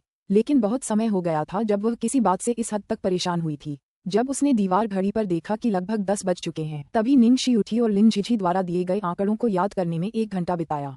अभिनेताओं द्वारा प्रयुक्त संवादों के बारे में उनकी जानकारी बहुत अच्छी थी, इसलिए इसे याद रखना उनके लिए काफी आसान था। केवल इस क्षण उसे अचानक एहसास हुआ कि लिटिल बन पूरी रात उसे ढूंढने नहीं आया था, संभवतः इसलिए क्योंकि लू टिंगजियाओ ने लिटिल ट्रेजर को समझाया था कि वह व्यस्त थी। डेटा याद करने के बाद निंगशी लिटिल बन की जांच करने के लिए तैयार थी। लिटिल बन के कमरे के दरवाजे पर निंगशी को यकीन था कि वह पहले से ही सो रहा होगा, इसलिए उसने चुपचाप दरवाजा खोल दिया। लेकिन जब उसे थोड़ा सा खोला गया तो उसने देखा कि बिस्तर के पास रखा गर्म पीला लैंप जल रहा था। उसने देखा कि छोटा बन हेडबोर्ड से टेक लगाए एकाग्रचित होकर रूबिक क्यूब से खेल रहा है। लू टिंगजियाओ बिस्तर के किनारे बैठा था, उसके ठंडे कठोर चेहरे पर बेबसी के भाव थे। अभी 10:54 हुए हैं। 6 मिनट में 11 बज जाएंगे, लू टिंगजियाओ ने कहा। इसका मतलब ये हुआ कि अब बहुत देर हो चुकी थी, अब सोने का समय हो गया था। जैसे कि उसने उसे सुना ही न हो, लिटिल बन ने अपने हाथों में घन को घुमाना जारी रखा। कुछ ही सेकंड में उसे जोड़ दिया ताकि प्रत्येक चेहरे के रंग मेल खा जाएं। फिर उसे फिर से फेरबदल करके फिर से जोड़ दिया, एक दोहरावदार और अथक प्रक्रिया में। लू टिंगजियाओ ने निंगशी द्वारा खरीदी गई परियों की कहानी वाली किताब उठाई। उसके कवर पर एक छोटे खरगोश और भेड़िए का रंगीन चित्र बना था। लू टिंगजियाओ ने भावशून्यता से पूछा, तुम कौन सी कहानी सुनना चाहती हो? लिटिल बन ने आखिरकार उसे देखने के लिए अपना सिर उठाया, लेकिन उसकी आंखें कुछ हद तक तिरस्कारपूर्ण लग रही थीं। लू टिंगजियाओ ने अपनी भौहों के बीच की त्वचा को चुटकी से दबाया, फिर उठाया। लिटिल बन ने इसे खारिज कर दिया। लू टिंगजियाओ ने उठाया। लिटिल बन अभी भी उदासीन था। लू टिंगजियाओ ने आखिरकार हार मान ली। घड़ी देखते हुए उसका चेहरा काला पड़ने लगा। 11 बज गए हैं। ये देखकर कि लू टिंगजियाओ अपना आपा खोने वाला है, निंगशी ने जल्दी से खांसते हुए दरवाजा खटखटाया। लिटिल ट्रेजर डार्लिंग, क्या तुम अभी तक सोए नहीं? जैसे ही उसने ये शब्द कहे, लिटिल बन, जो बिस्तर पर पहाड़ की तरह अविचल खड़ा था, रूबिक क्यूब फेंककर एक छोटे बवंडर की तरह उसकी ओर दौड़ा। वह उसके पैर से लिपट गया और अपना छोटा सा सिर पीछे झुका लिया। उसकी बड़ी बड़ी भावपूर्ण आंखें उसकी ओर झपक रही थीं। निंगशी ने अपनी छाती पकड़ ली, मानो उसे कोई गंभीर चोट लगी हो।